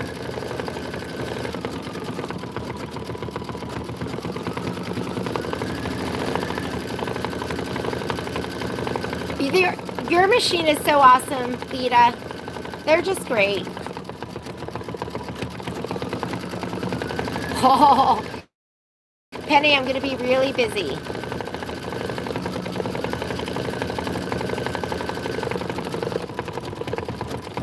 So busy. That's okay though, as long as I feel okay. I'm okay with being busy.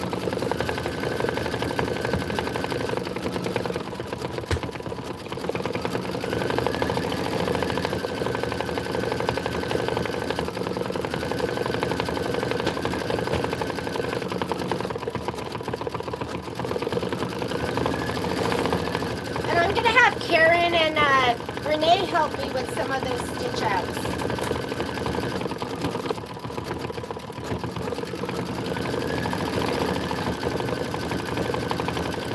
But they're going to be busy. They have so many things they want to stitch out. There's so many great projects coming up.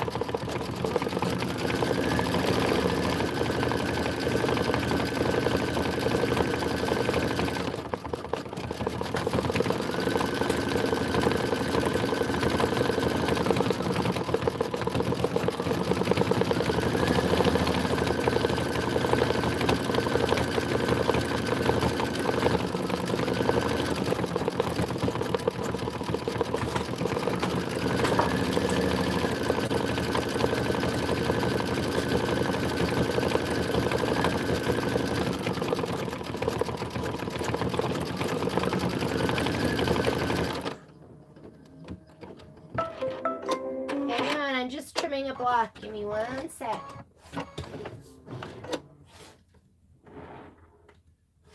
I'm trimming my blocks from mistletoe.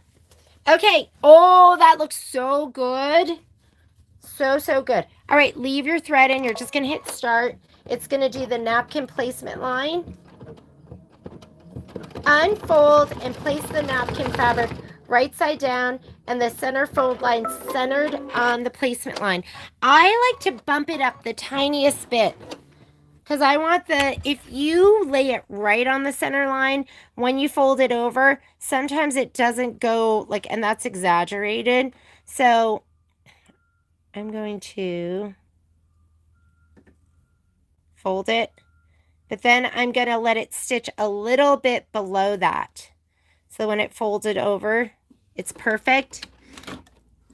I can't even see it. Where is it? Where's that line? I wasn't looking. Did I do it?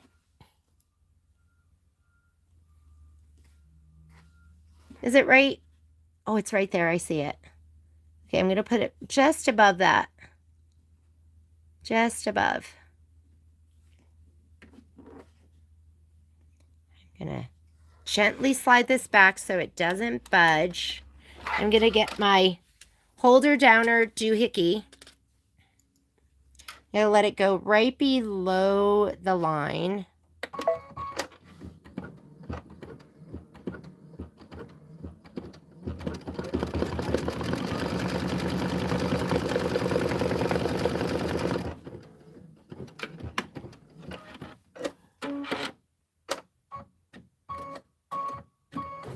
And then we'll give that a little pressy press, and he'll be a little bit below. So I always go a little bit below the line because I don't like it when the napkin is where you can see the wrong side of the other part.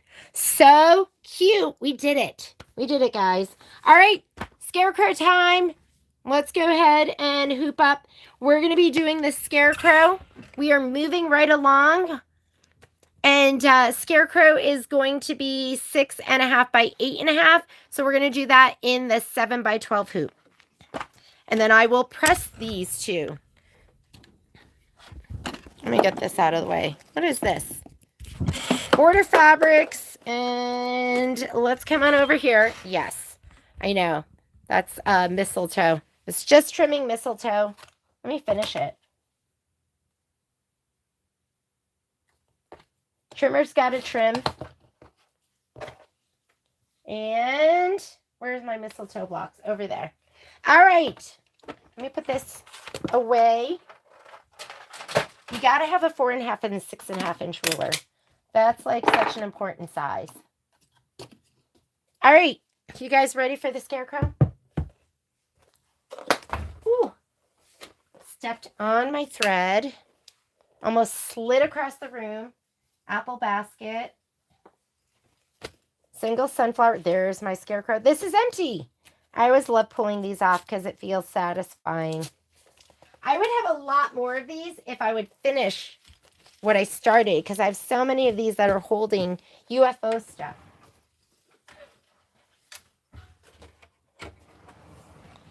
Where's my 7 by 12? Here we go. Is this one shorter? I want to use the shorter one because I want to use the long one for the borders. This feels short. And maybe we'll take like a 2-minute break. And if you are not prepped for the borders, I am going to do the borders. And so this piece here is 9 inches by, this is 9 by 22. Or 9 by 21, something like that. And then I cut a whole bunch of 1 1/8. So this is going to be for the inner borders. And for the outer borders, I have a long strip that is 6.5 by 48 inches. So you need 6.5 by 48 inches. I had to piece it to make it long enough. And then these are all 2 1/4. 2 1/4 or 2 1/8. So that's what I'm going to be using. We are doing the borders. It is happening today. This is not going to be a UFO. I refuse. Although I might finish it sometime this week. But it's going to get done. I'm going to do that. And then I'm going to stitch the Automakers borders. Because I'm going to be in the mood. In the mode and in the mood. In the mood.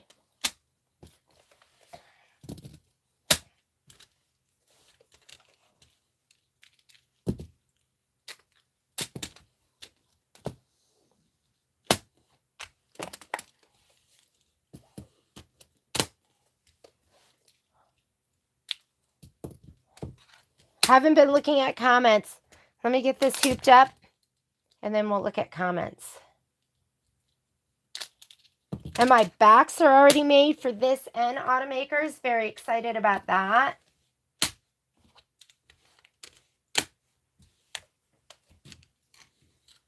Oh my God. Did you see our video for Mrs. Claus? We did like a little Instagram reel. And I was laughing so hard because Vetus, he's one of our employees, actually a really good friend of my kids. They've been in classes with him since like they were, I think like 4th grade, maybe even 3rd grade. And then while I'm talking, his little head pops out. It was so funny. It was so funny. Okay, slide on your hoop. We just got Mrs. Claus our instructor kit, so we're going to start stitching out some of those samples. Scarecrow. So that's going to be the pumpkins, autumn 10, and 6.5 by 8.5. You've been working on Sippin' and Sunshine. Yes. Guess who didn't finish theirs? Me. Needs to be layered and then bound. So let me get out of here. I'm going to go home. Let's go into embroidery.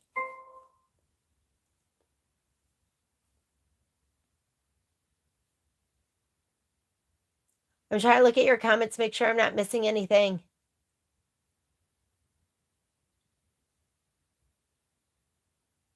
No, I didn't read the email about the OESD warehouse sale. Tell me more. Okay, I'm going to go here to the pocket.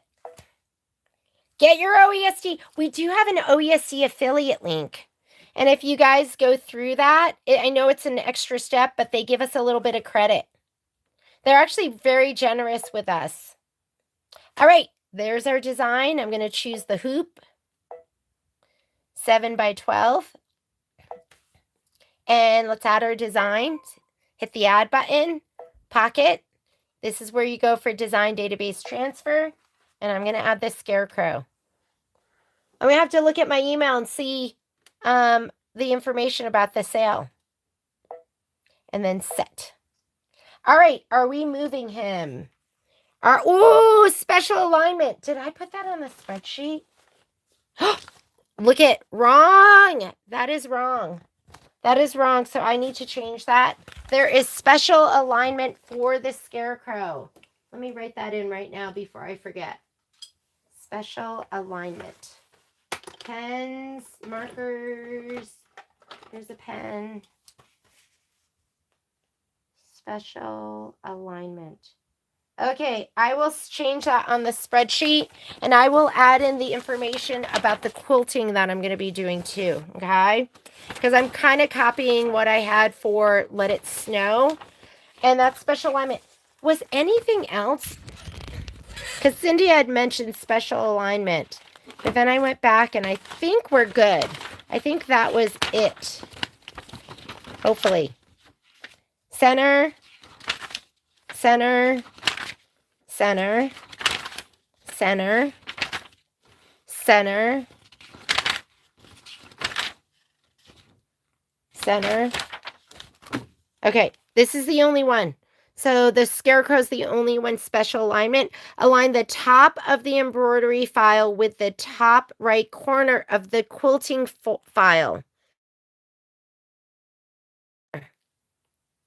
There we go. So the embroidery file is going to line up with the top corner of the quilting. All right, focus, guys. Here we go. I'm going to zoom into 200%. Hopefully that'll help you see it. You guys can't even see that, so I have to touch the hand, and that's going to move my whole screen. This is what we want to see. So I think we're taking the corner of the design, and we're going to put it all the way in the corner, the outermost corner. And I'm going to look at this one more time. Right? That looks right. Let's try it.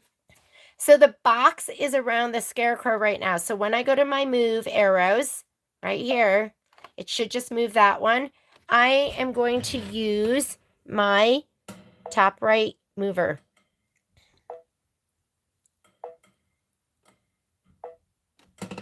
And I think that's what it's supposed to look like. I moved the red box all the way to the orange box. Let's check the lines of his shirt with the quilting. Yeah, that matches. And then this line goes right down where the stem of the pumpkin is. So I think we're good. Okay, we got it. There's your special alignment.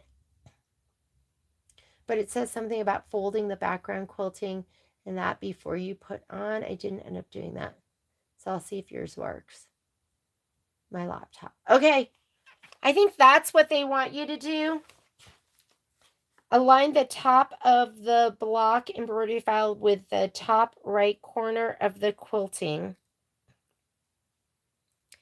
I'm going to go back to 100%. And I wanted to look at this line too. And that looks like it matches right here. So I think we are good. Yeah, we're good. All right, go ahead and say okay. We're going to go to embroidery, layout, move, and let's bump him all the way up. My hoop's on so it won't go outside of the embroidery field. I'm so glad you mentioned alignment because I might have gone on autopilot and just stitched it, and then I don't know what I would have done. All right, first thing we're going to do, and then this is special too, because we're going to do the quilting and then go to machine step 3, which means we're skipping steps 1 and 2, which is this placement stuff right here. Okay, placement for the batting. Let's grab our fabric. Where are you, Scarecrow? Where did I put the Scarecrow fabric?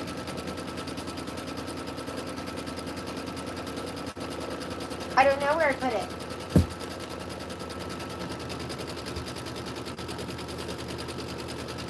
This is not it.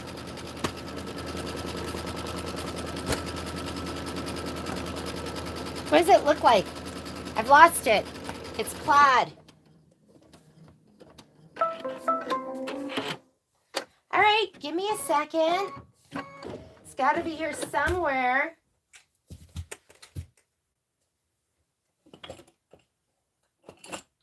I have lost my folder that had the Scarecrow fabric. And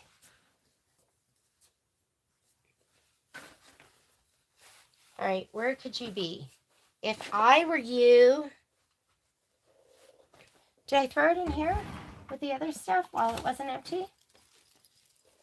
Oh yeah, I did. I grabbed it, I put away all the ones that were done, and it was with that. Okay, here we go.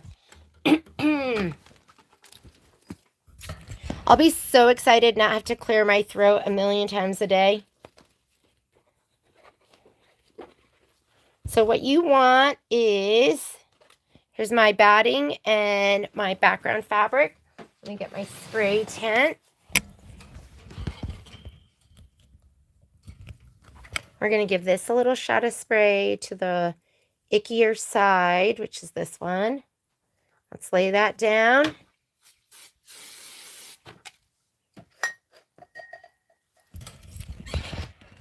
And I'll spray the back of my other fabric. You don't need to see that. So let's go ahead and lay this down first. When Patrick's away, I make bad choices. I went to bed way too late every night. I'm going to give this a shot of spray. Make sure there's no icky dark threads on it.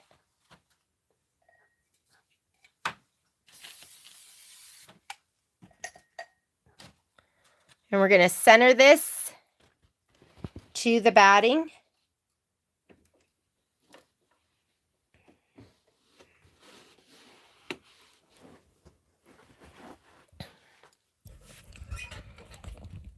And, oh God, I was thinking hopefully my fabric matches, right, for the hand. I'm going to say okay to this.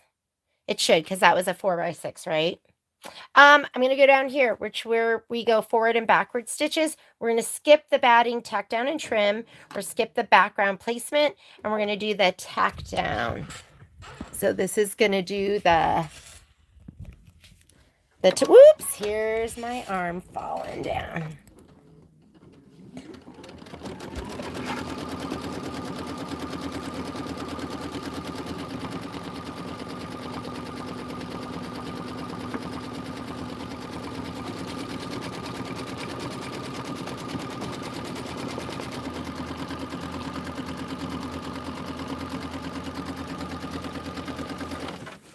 And now it wants to do the quilting stitch. I've been doing purl.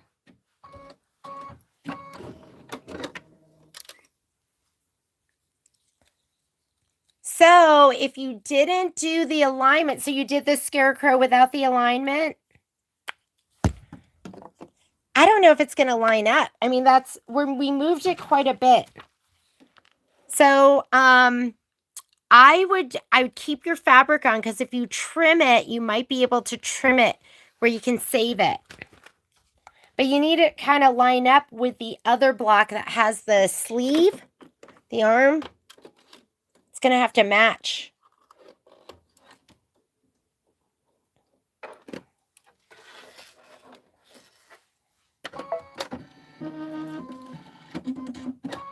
Okay, go ahead and do your quilting stitch.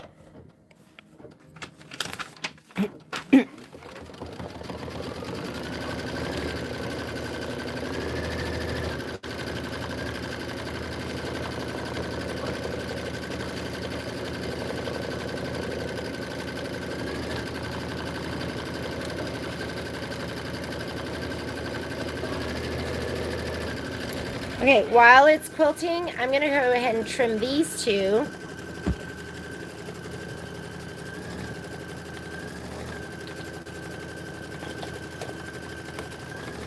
I would wait to trim this one.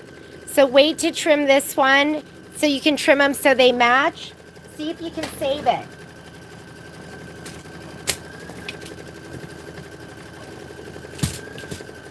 But you definitely want those to line up.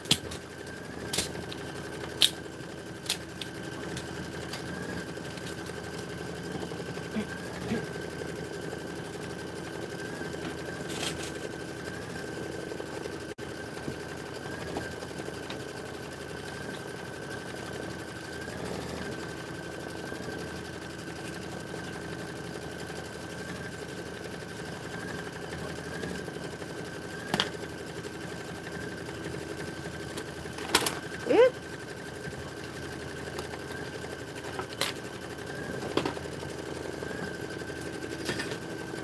Somebody needs to tidy up in here.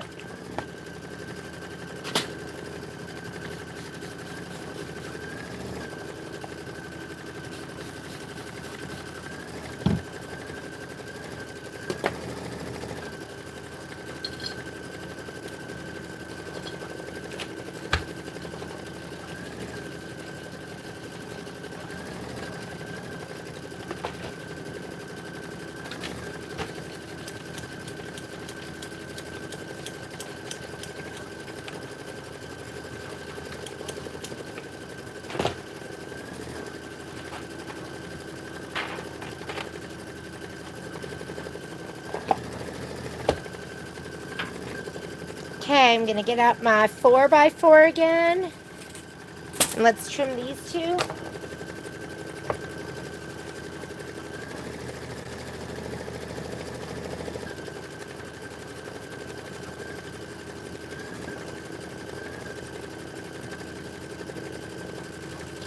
Oop! Did you see that? I split it.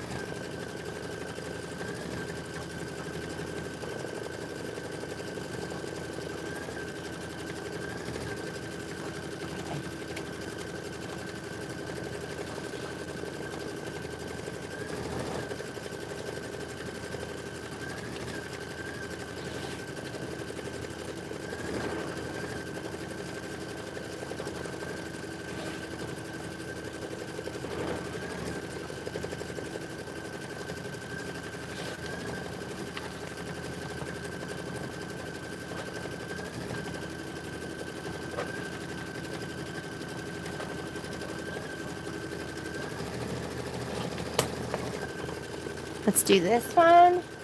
Oh, he's so cute.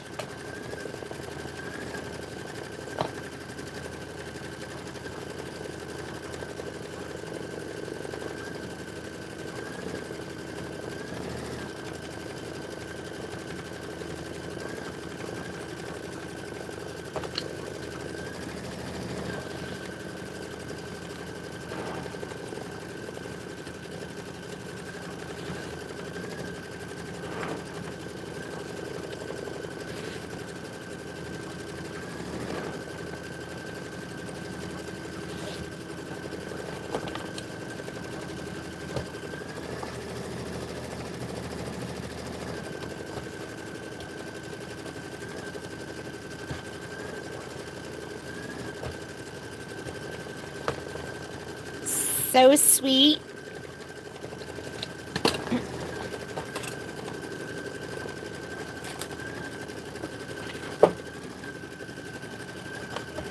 So this one's going to get laid out. Remember, my fabrics are switched up. So you're going to have the pumpkins, the apples, these leaves over here, and then these over here. We've got the sunflowers, and then these double sunflowers, and Scarecrow is going to go right in there. It's coming together. Looking pretty cute. I'll have to rinse these out, and then I have to get the little pennants. Got to get those trimmed up. All right. There's the quilting. That took a hot minute. And next thing we want to do. Okay, we're skipping these steps right here because our fabric is already laid down. We're coming right over here. And we are going to start with this step right here. So stitch the shirt placement line. And M is going to be, M is garnet, right? Just make sure. M is garnet. So get your garnet thread.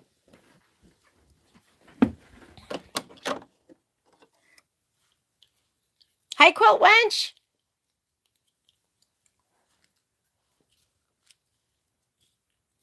Had some lunch. Ready for a nap. I'm ready for a nap. I want a nap, but I never nap because I worry it's going to ruin my night sleep.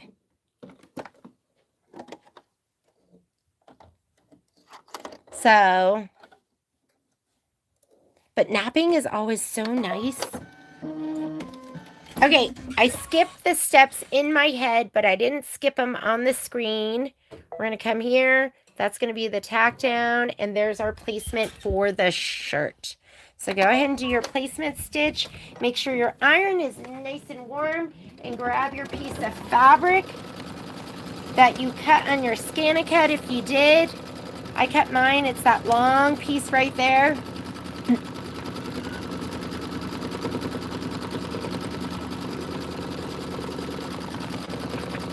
I was up until 2 a.m. and I was just doing nonsense.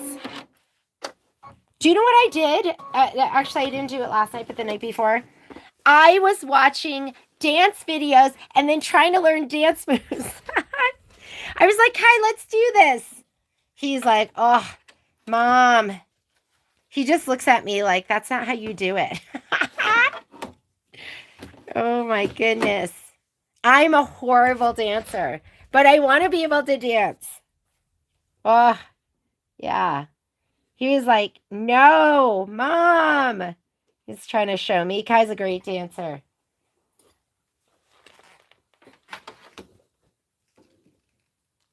Get it. Get it. Get it. Get it. Get it. I don't know if he was hot enough. He's heating up.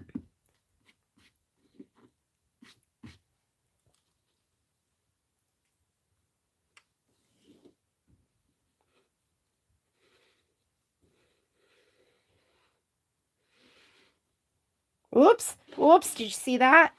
Got a big old wrinkle in there.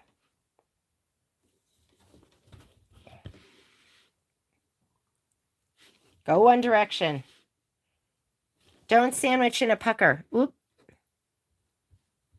And when it's still hot, you have a little bit of chance to like fix it and make it right if it isn't. Okay, good enough. Gonna pull that out, slide my hoop back on. We're gonna skip the next step because the next step is a tack down and trim. I'm gonna go ahead and do the decorative stitching right here. We're gonna do the same garnet. I did pull out my mat.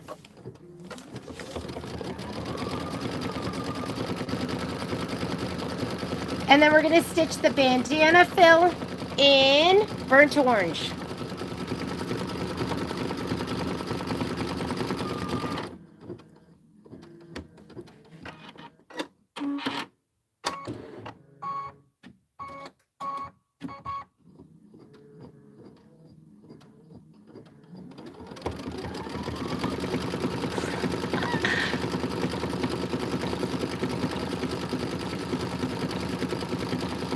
So, Quilt Wench, you're able to take a nap and then you sleep great later on. Do you power nap? Like, how long are your naps?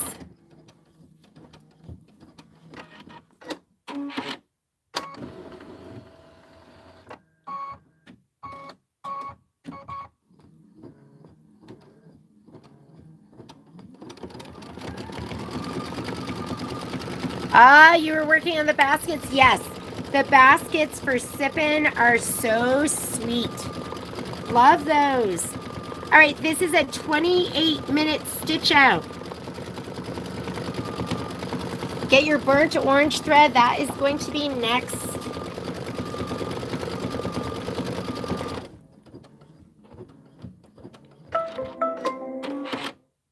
And that's for the bandana fill.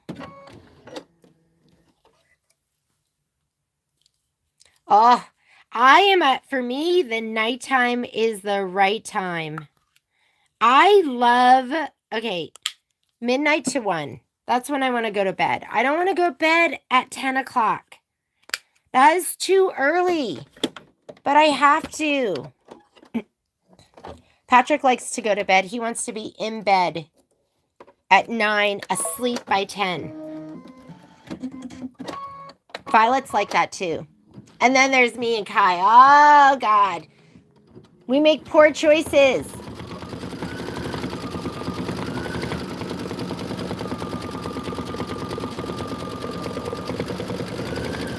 All right, I get it. So 4 hours at night. You've got to sleep during the day.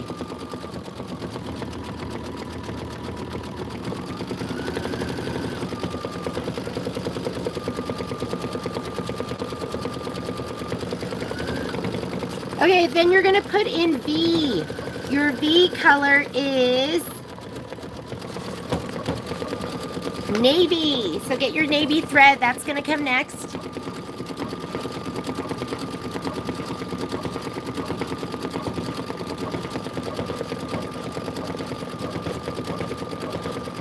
Oh, that's too early to get up, right? Midnight? And then be up for the whole day?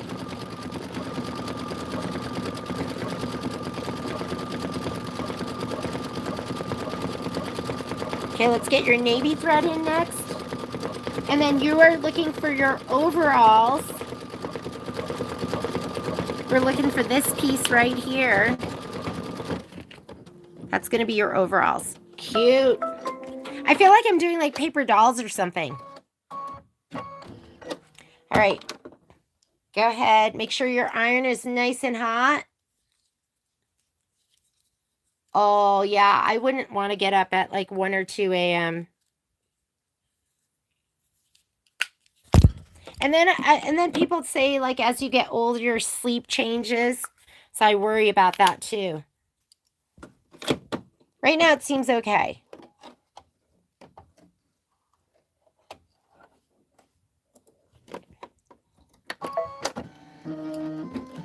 Okay, placement stitch.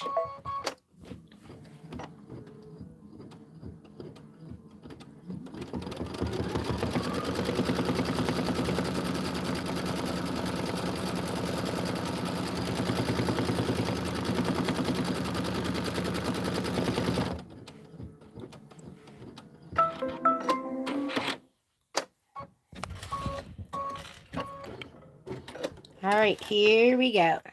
Put this one down right here. Let's get my matty mat. Gonna slide it under. And let's press them down.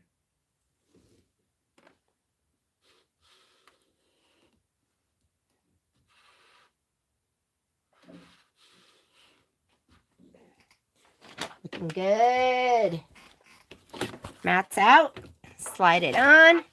We're going to skip some steps. So this right here is going to be the tack down and trim. Mine's already cut to size. I am going to do that.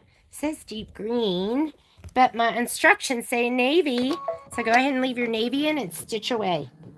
Don't ever trust the colors, even when I'm doing isocord, and I just don't trust what it says on the screen. I go with what's on my sheet.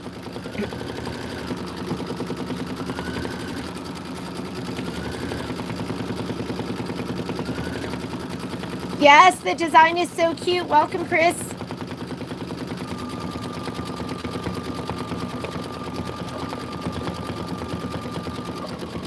I know. I don't turn the AC way down when I'm at home, but when I'm in a hotel room, I'll turn it to like 69 or 70.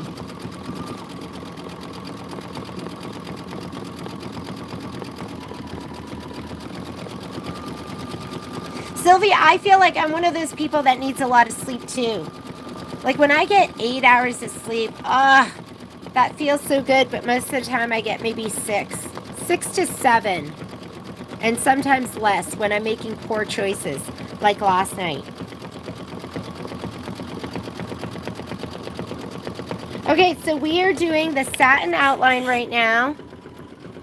And then we're going to stitch the hat inside placement line. And color C, is that our spice? No, color C is pepper. So get your pepper thread.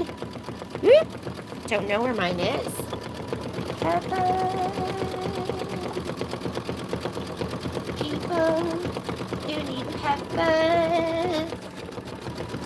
Oh, look. Pepper's brand new for me. What should I be doing with these? Let me look at the instructions for my pennants, okay? Because I still haven't done anything with them. Am I just trimming on that stitch line? What am I doing?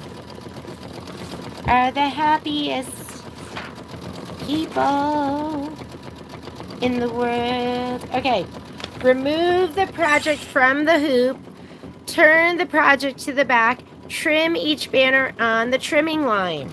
Okay, so this is my front, this is my back, and the trim line, is that the outer line? Let me make sure before I start trimming, but I think that's going to be the outermost line.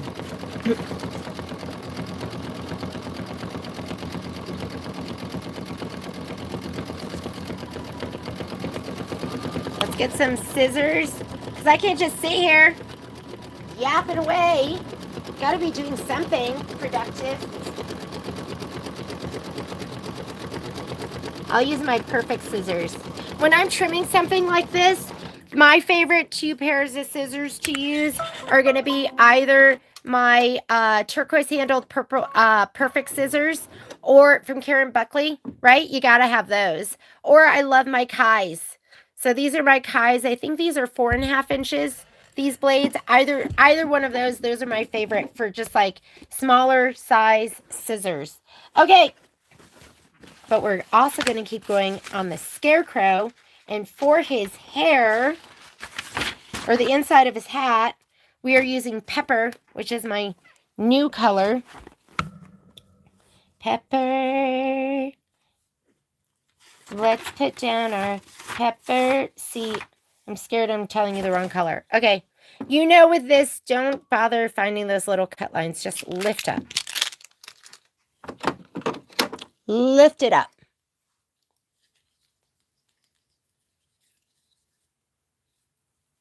Oh, really? Chris, they're fooling us? I'm so trusting. Yeah, I'll turn it down to 60, 69, because I just love it to be like nice and cool in a hotel room. And I want blackouts. When I went to the brother thing, the event was at was it at the was that the Ritz? I can't remember. They didn't have blackouts. It was so bright in the room. I like it dark. It was probably better because I needed to get up. Okay, we're stitching right here. These two. And then we're going to put the hat in there. And we're going to use pepper for the next 3 steps. So I think I have these cut. Where's my little... Here we go. This is the fabric that you're looking for. The dark gray with this tiny dots. My iron's hot. I know. I want to know. I want, when I'm in a hotel room and I don't have to be somewhere, I want to not know whether it's night or day. Patrick always gets up early.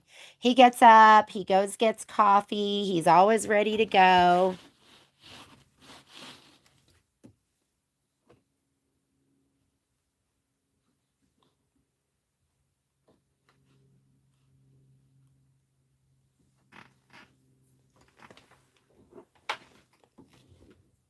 Gotcha. Got that one. Let's pull this down and get the other one.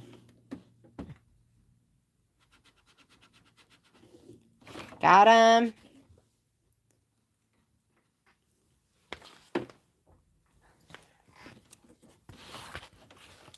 Next step is going to be tack down and trim. We're going to skip that. And then after that, it is going to be stitch the hat inside satin outline. So we're going to skip this step because this is tack down and trim. It's not calling for deep gold. Deep gold is just telling you that that's going to be the tack down and trim. And then we're going to do this step. Go ahead and do this step.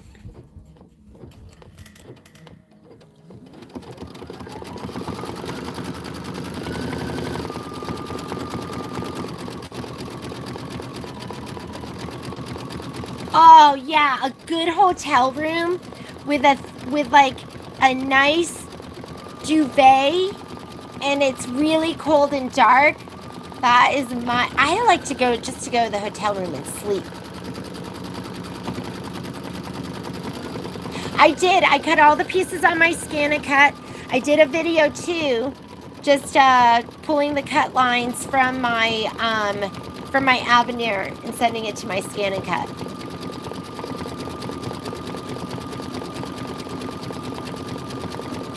$2:30 in the morning? What were you doing, Quilt Wench? Oh, you scared me for a minute. Got it. He was already out. I don't know what it is. I'm like a pro remembering now. I don't want to say that. Let me knock on wood. Okay, you're going to stitch the hair placement line, and then we're going to place the butter felt. And P is for buttermilk. So get your buttermilk thread.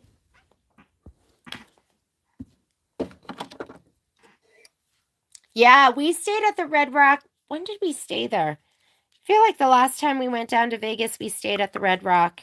And I slept so great. Is it sad? Sometimes I need a vacation from the dogs.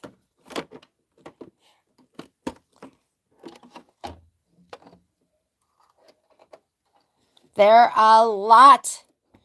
And they're not good dogs for night owls. Because they don't care when you went to bed.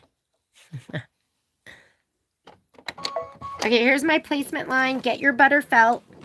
I still think I have a big piece left over from before. Let me find that.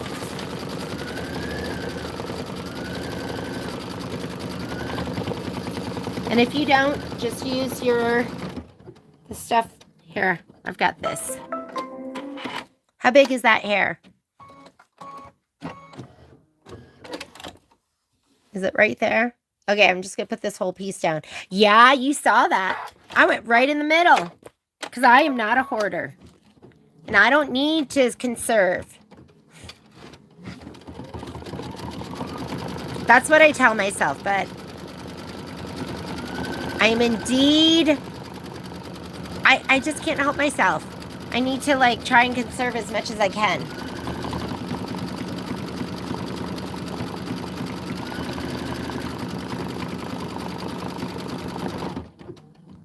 Infotech, 5 a.m.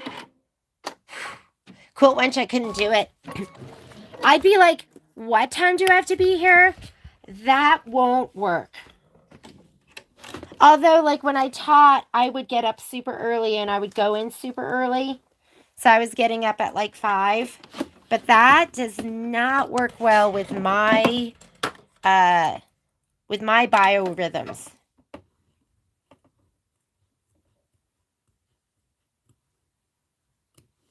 Okay, we're going to trim this as desired. Is that what it says? Let me look before I start doing this. Trim felt as desired. This is raw edge applique.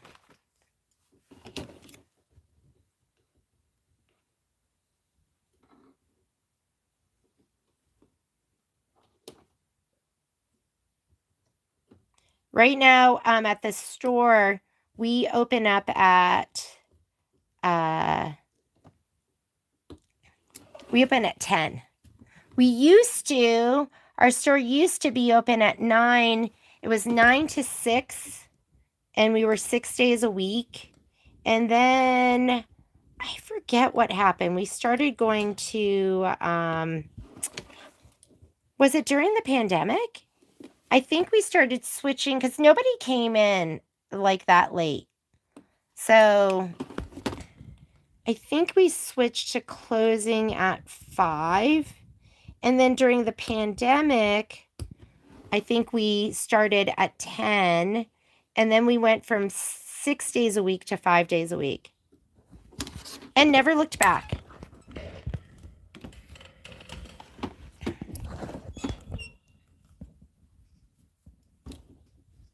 And for us, because we work so hard, like, we just really needed that.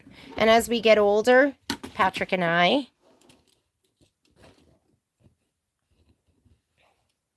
that extra day to kind of refuel and have for ourselves was so important. And I still work. I work like every day. But, you know, stitching from home with you guys, it's not, this is like the fun stuff, right? And you guys keep me on schedule too, so I'm really thankful that we do these sew-alongs. All right, so he has trimmed out his hair. Look at his hair, it's so fancy. All right, we are going to do the face placement line, and that calls for sun-kissed.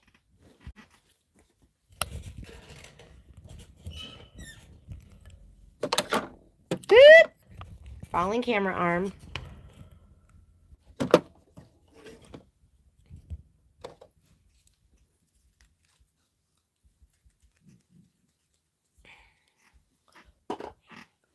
And then you're going to grab his face.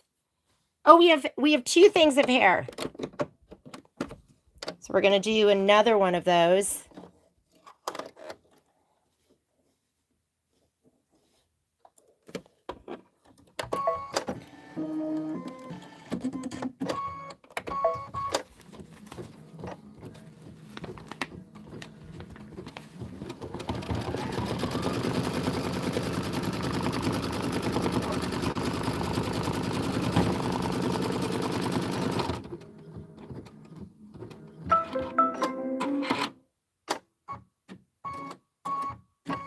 Wow, that is so... Renata, you must be a morning person, though.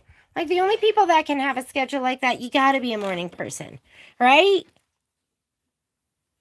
Okay, here we go. Here we go. Make sure it's in those lines. I'm going to get my Matty Mat. My iron is hot. I'm going to slide him back, and we're going to fuse him down. Here we go. Check that one more time. Looking good.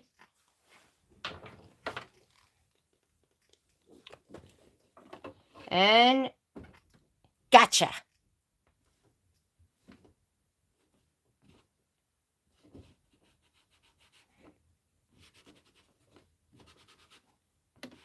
All right. Mat out. Check him out. We're going to skip some steps. That is going to be the tack down and trim. We're going to do the decorative stitching. Here we go. No mat. Make sure that mat is out of there.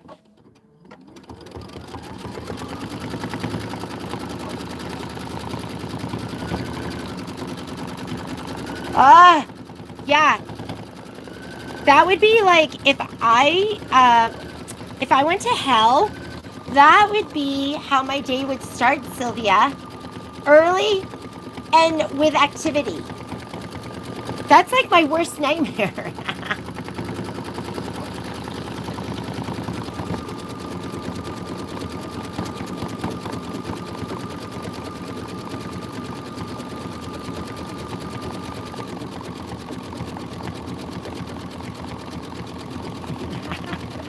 Mornings make me, waking up makes me cranky. So does the sun.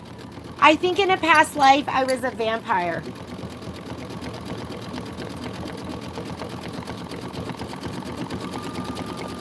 But you know what I really enjoy?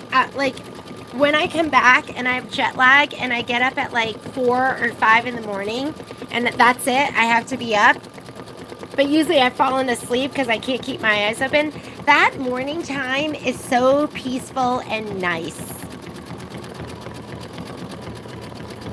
Yeah, if I were to go to hell, hopefully I won't end up there, then my day would start like super early, like 4 or 5 in the morning, and then they would make me go exercise. That sounds so awful to me. But there's people that like that. Patrick likes that. He didn't like to get up that early, but he likes to get up and then he likes to get moving. No, thank you. All right, I'm going to put my buttermilk back in. And then it would repeat. Up, exercise. That's like going to be my punishment in life. I like to get up and like right now it's so hot out. But I do like to get up and like for me it would be like 9 o'clock. I could do 9 o'clock. But sometimes Patrick wakes me up and he wants me to go on a walk with him right away. And it makes me really grumpy.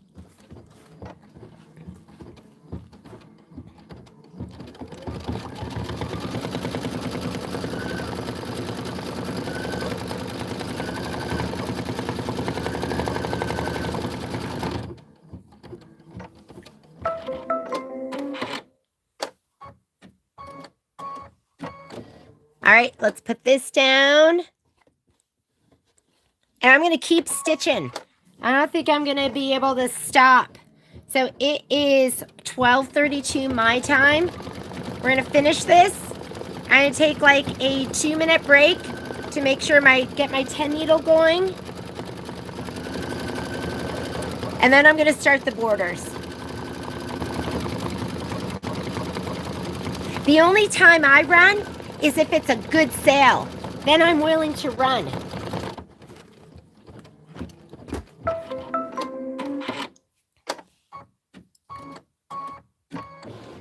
Oh, that sounds good, Sylvia. Coffee, cuddling the dogs.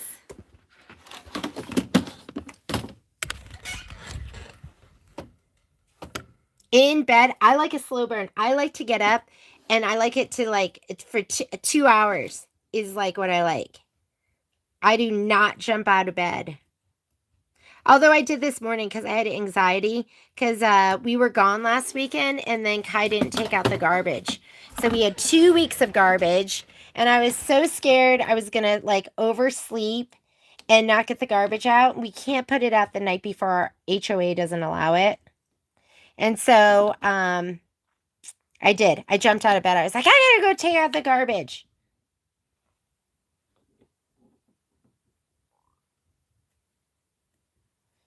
My garbage man isn't here.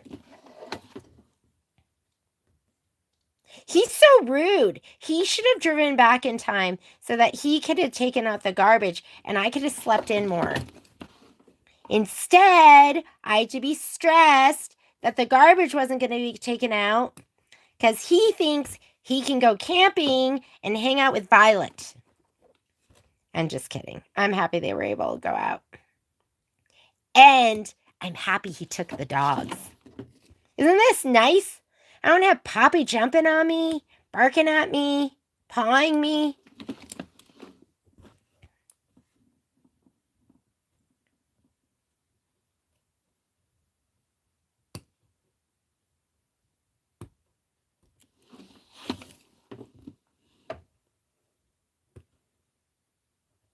I didn't have to worry about leaving something on the edge of the counter because my dogs are watching every second.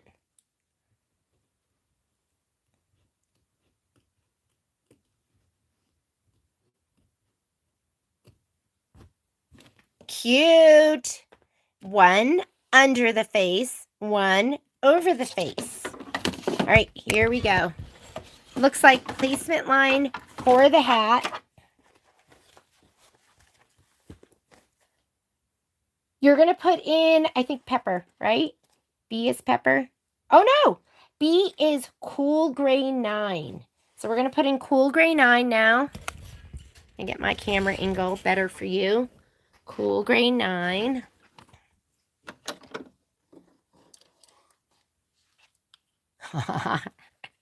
Poppy is so naughty. She is, oh God, she's so full of love. And vim and vigor. And sass. She's everything sweet and everything sassy. Sugar and spice. Here we go. All right, get your hat. It's going to be our last applique piece, I think.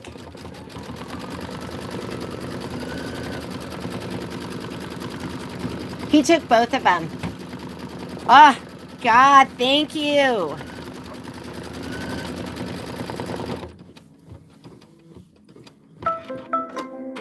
Yeah, I'm going to do the borders live, Wanda. Hopefully I don't mess them up.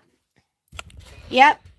I'm going to do this, and then I'll take maybe I'll take like I might take like a 15-minute break. Like maybe I'll end this live feed, and then I'll take a break so I can just run upstairs, eat some lunch, clean up a little bit, and then we're going to do the borders. Woo! Who's that? I'm live feeding right now. Can I talk to you later? Are you on your way? Wow. Okay, I'll see you soon. Love you. Bye.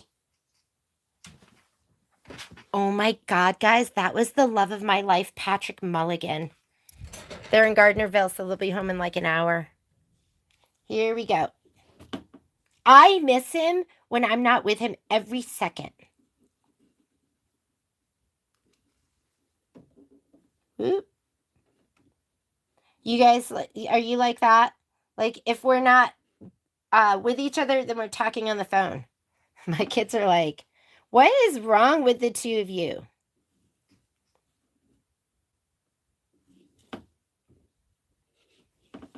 Matt's under there, right? Yes. I want this camphor there. I want to get that piece up here. And then I can't wait to see Violet. I saw her for like 2 seconds. Because I stayed at the store for until maybe about like 5:30 or something, and then I got home. Maybe it was 5, and they waited for me so I could see her before they left. Alrighty. Hat is down. Trim the fabric close to the stitch line. Stitch the hat top satin outline. So we're gonna skip, or I'm gonna skip the tack down and trim. We're gonna do the satin outline. Look around, make sure the mat is out. Is it out? Yeah, I threw it down on the table over there. He's out, right? Okay. You're gonna do the satin outline.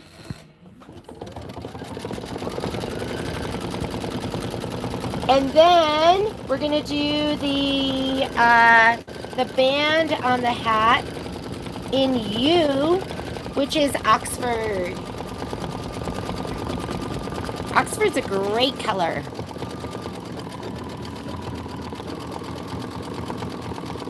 I have not cut the felt on my Scan and Cut. Have you been doing that, Sabrina? And then how many clicks are you doing? Ah, Tina. You must miss him so much.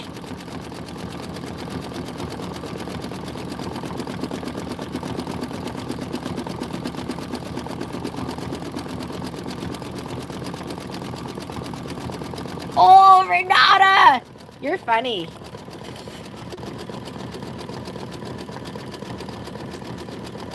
I need Patrick by me every second, because who's going to take care of me and make my coffee? And now, who's going to make me lunch? My manservant is not here. I'm just kidding. I just love being with Patrick. I actually just did all the taking care of him when I didn't work.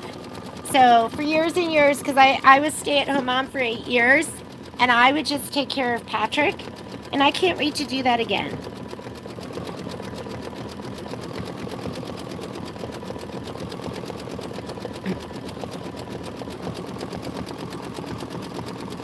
Yes, who's gonna clean my glasses? I can barely see right now, guys, which is like the truth. Let me see how bad these are. They're pretty dirty. All right. I just don't even think of it. I just go, oh, I can't see anything. Thanks for the reminder, Quilt Wench, that I too can clean my own glasses. Unfortunately, my special eyeglass cleaner is at the store. That's way better.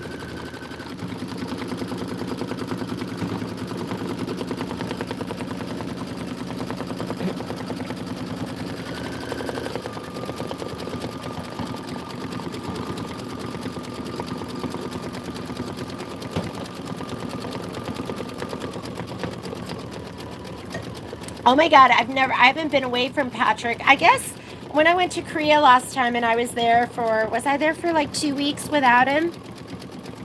I don't like that. I like it when he's with me.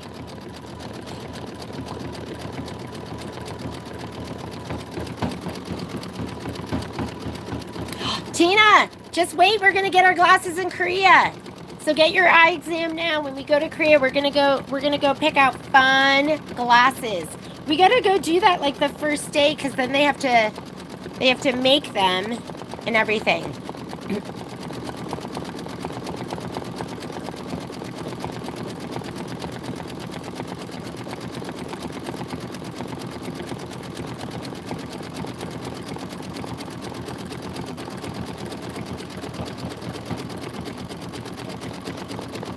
We are 23 minutes into our 28-minute stitch out.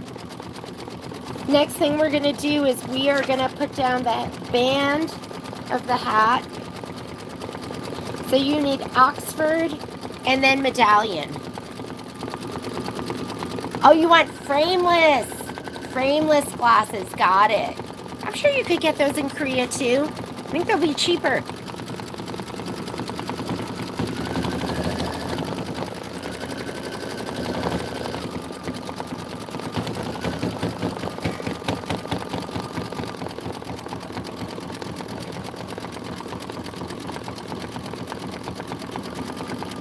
I got a pair of glasses when I was in Japan too, Sylvia.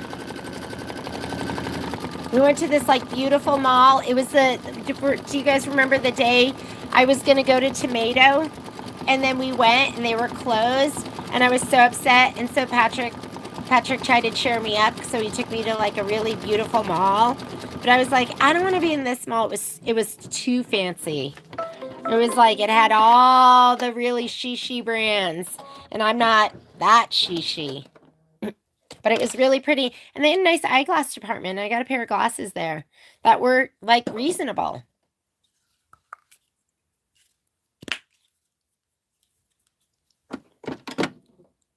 So you got to go to, are you going to go to Tomato? Or are you going to be in Tokyo? Bring a big suitcase and go to Napori town. You'll have so much fun.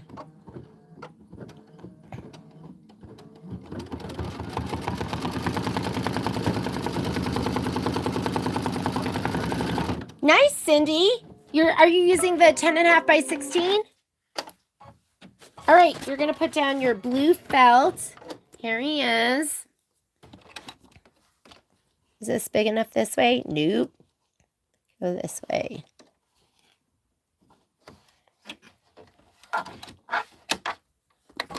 Get your pokey, your little pokey tool.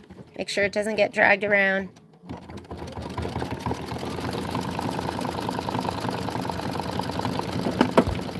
Yep. And then you're going to trim this as desired.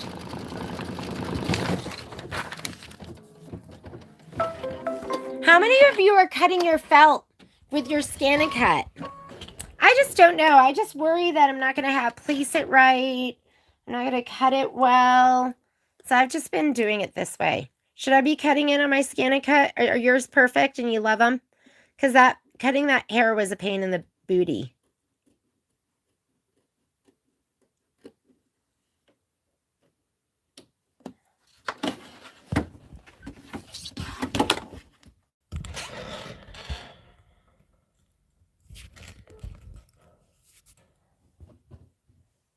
The booty, ooh, ooh, cutting the hair was a pain in the booty. Okay, here we go.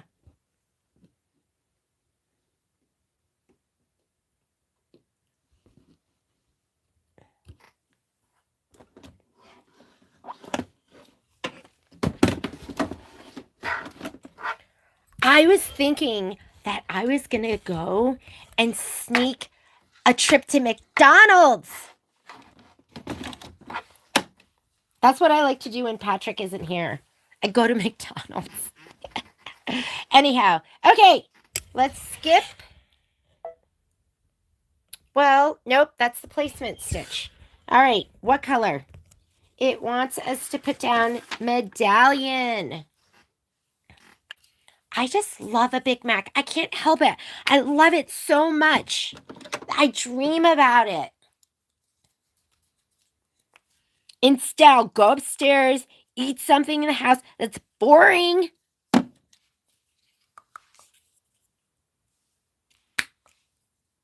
Oh, so Lita, you don't like using the felt? I love the felt. Tell me why you don't like it.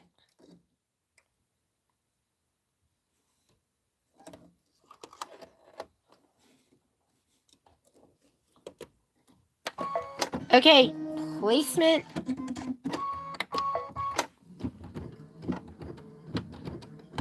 Do you have trouble placing it, or do you place it perfect all the time? Sabrina.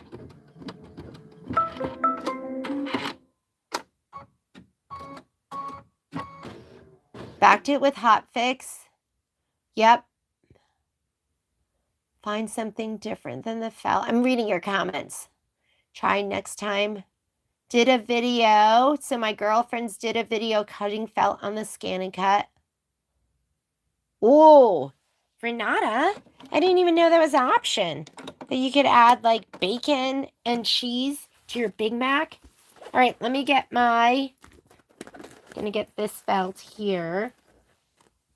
I lay this down. Where are we going? Right there. That should be good. Whoop! That's like my second thread I've knocked on the ground.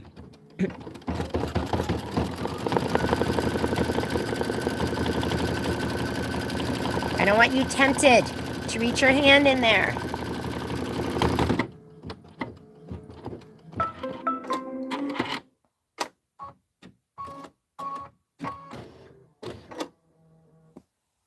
Did you get something yummy, Michelle? Like a Big Mac? I know Patrick says when he eats that, it makes him feel sick, but it makes me feel amazing. Like, that should be my fuel. This is when I'm like, I want to cut that on a Scan and Cut, when I have something like this that has all the twists and turns. I want to be like Patrick, where his body's, it's like a temple, but mine is a swamp.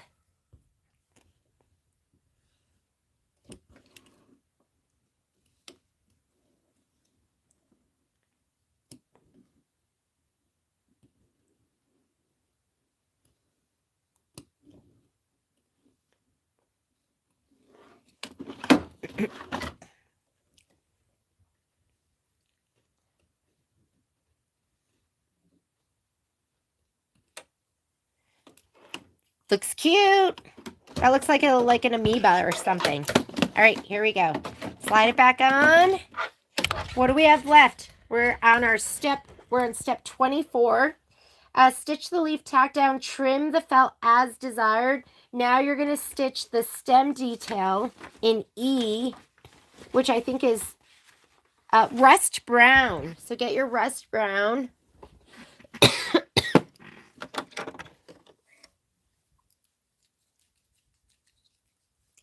You're a quarter pounder with cheese kind of girl, Sylvia.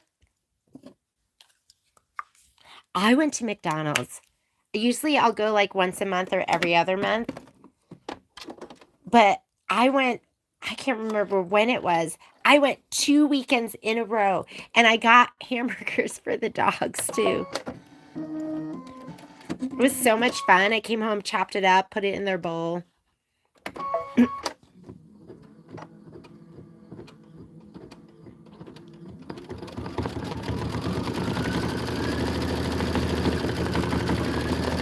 I know, doesn't it sound good? Maybe that's what we do. On Mondays, we get McDonald's and then we stitch together.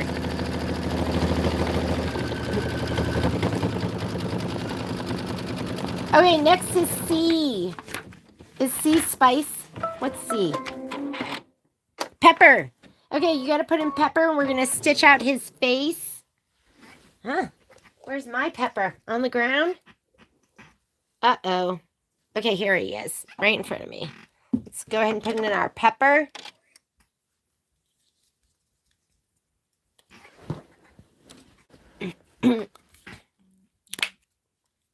And that's one of those times where I'll get a Coke too. I don't drink soda very often. But when I have a Big Mac, I want to have a Coca-Cola too. With my French fries.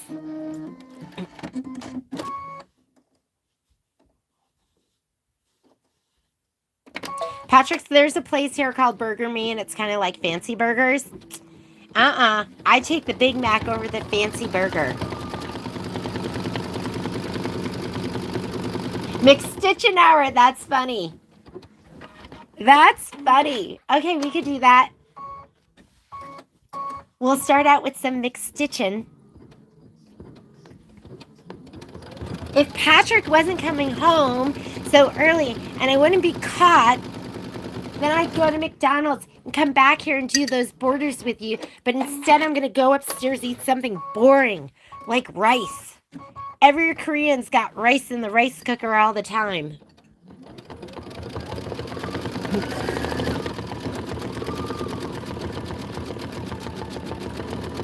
I do like a McMuffin.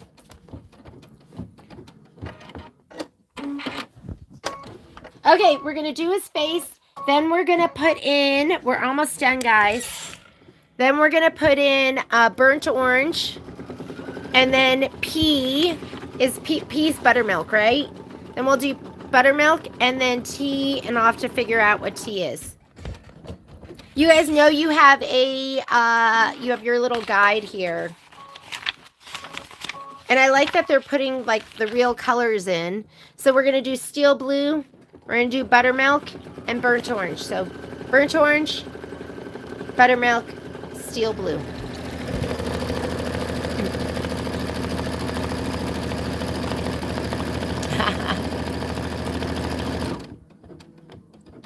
I know, but if I do that, it's going to take me like 40 minutes. It'll take me like 15 minutes to drive up there and then wait and then drive back. Oh God, but it'd be so worth it, right?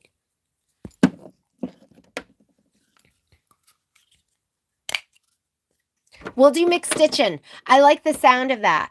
next week, everyone's got to get their McDonald's. We'll sit down and picnic together, and then we'll stitch. Next week, we're going to get together at 4 o'clock. Okay, burnt orange for the nose.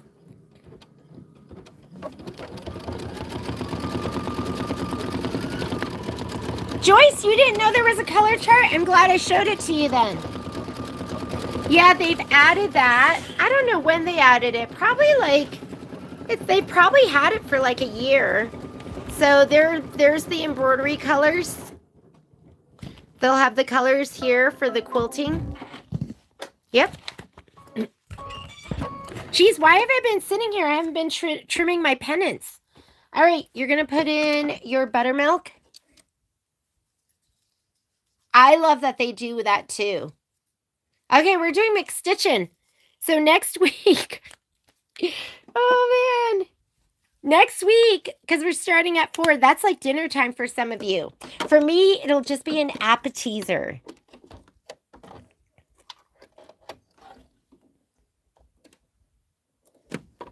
We're going to do mixed stitching next week.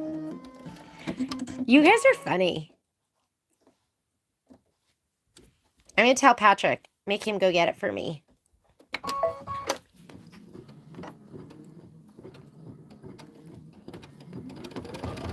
That's right, ladies and gents.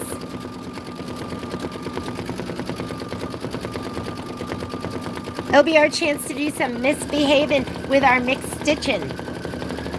What are we going to work on? I'm hoping to be done with this. Maybe I'll save it. We'll see. It might be, maybe it'll be a sit and sew because I don't know if I'll be able to stitch everything together. And I got to finish Automakers and I've got to finish this.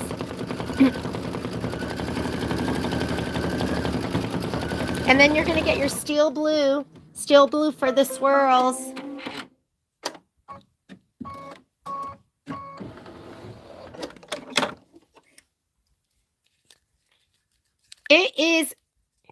We're going to finish like right at 1 o'clock.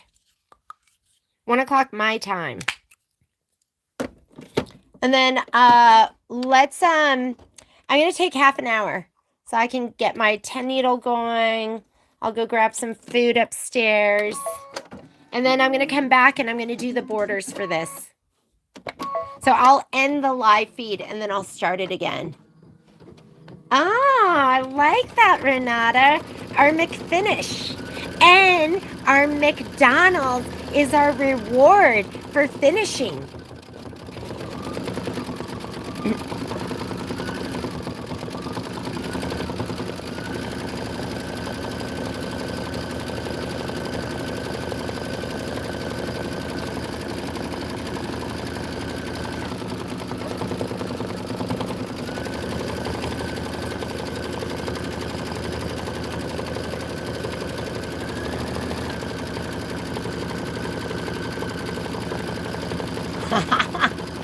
I could call him. I'm sure he's going to pass one.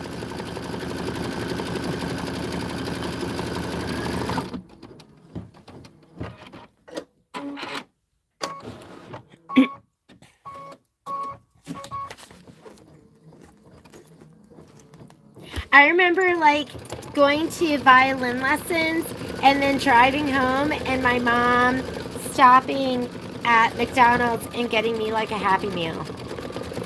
Those were the days, right? We did that one. We did a live feed question about like your fast food memories. They were so sweet. A lot of you had really good memories of what was the place that they would roller skate over to you and like hang your tray on the side of your car.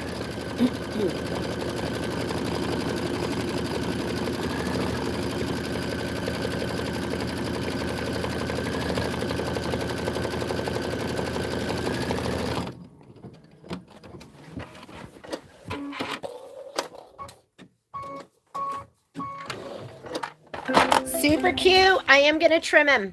Let's do it. Let's trim him out. Because then, do we have 2 on here? We just have 1.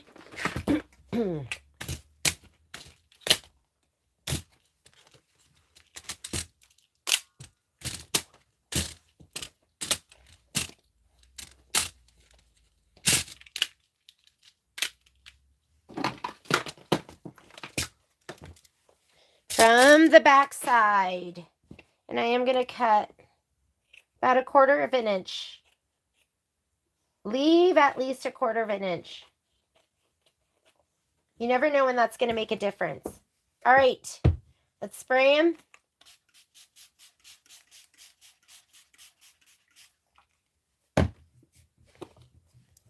I was just sitting there daydreaming. I didn't even trim my pennants. What's wrong with me? So these, you'll trim from the backside right on that outer line is what you're going to do. I'm just waiting for my thing to finish heating up.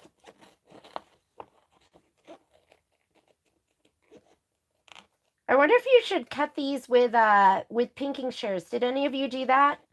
So that like they turned really nicely around the curve.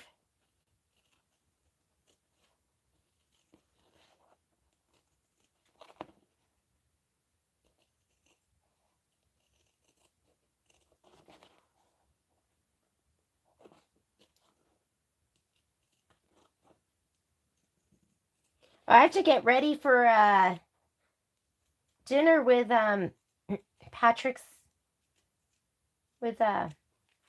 parents. I wonder if that's going to be enough, right?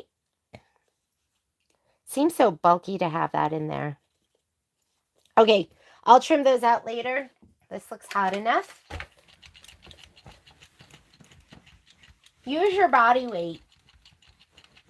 I like stand up on my tippy toes and iron. And lean over the whole thing. I love the muslin. I feel like the muslin is more pliable than the no-show mesh and that it presses out better. That's why I use it.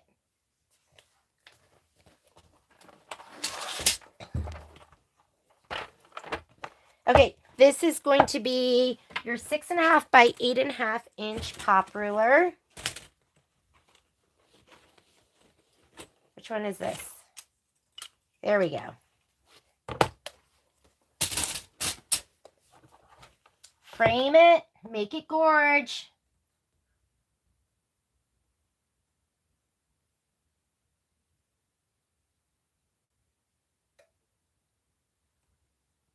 I just want an equal amount, top and bottom and outside. All right, that looks good. Let's trim.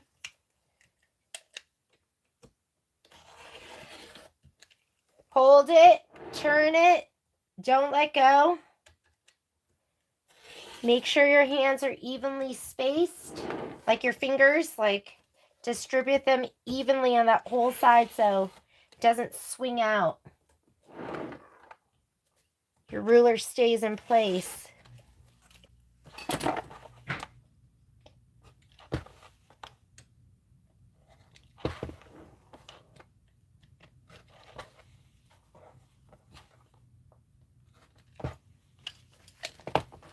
And you've got to cut all those jump threads. Don't leave them.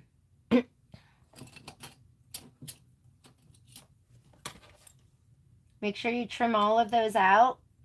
Use a pair of tweezers and either your side hoppers or like the perfect snips.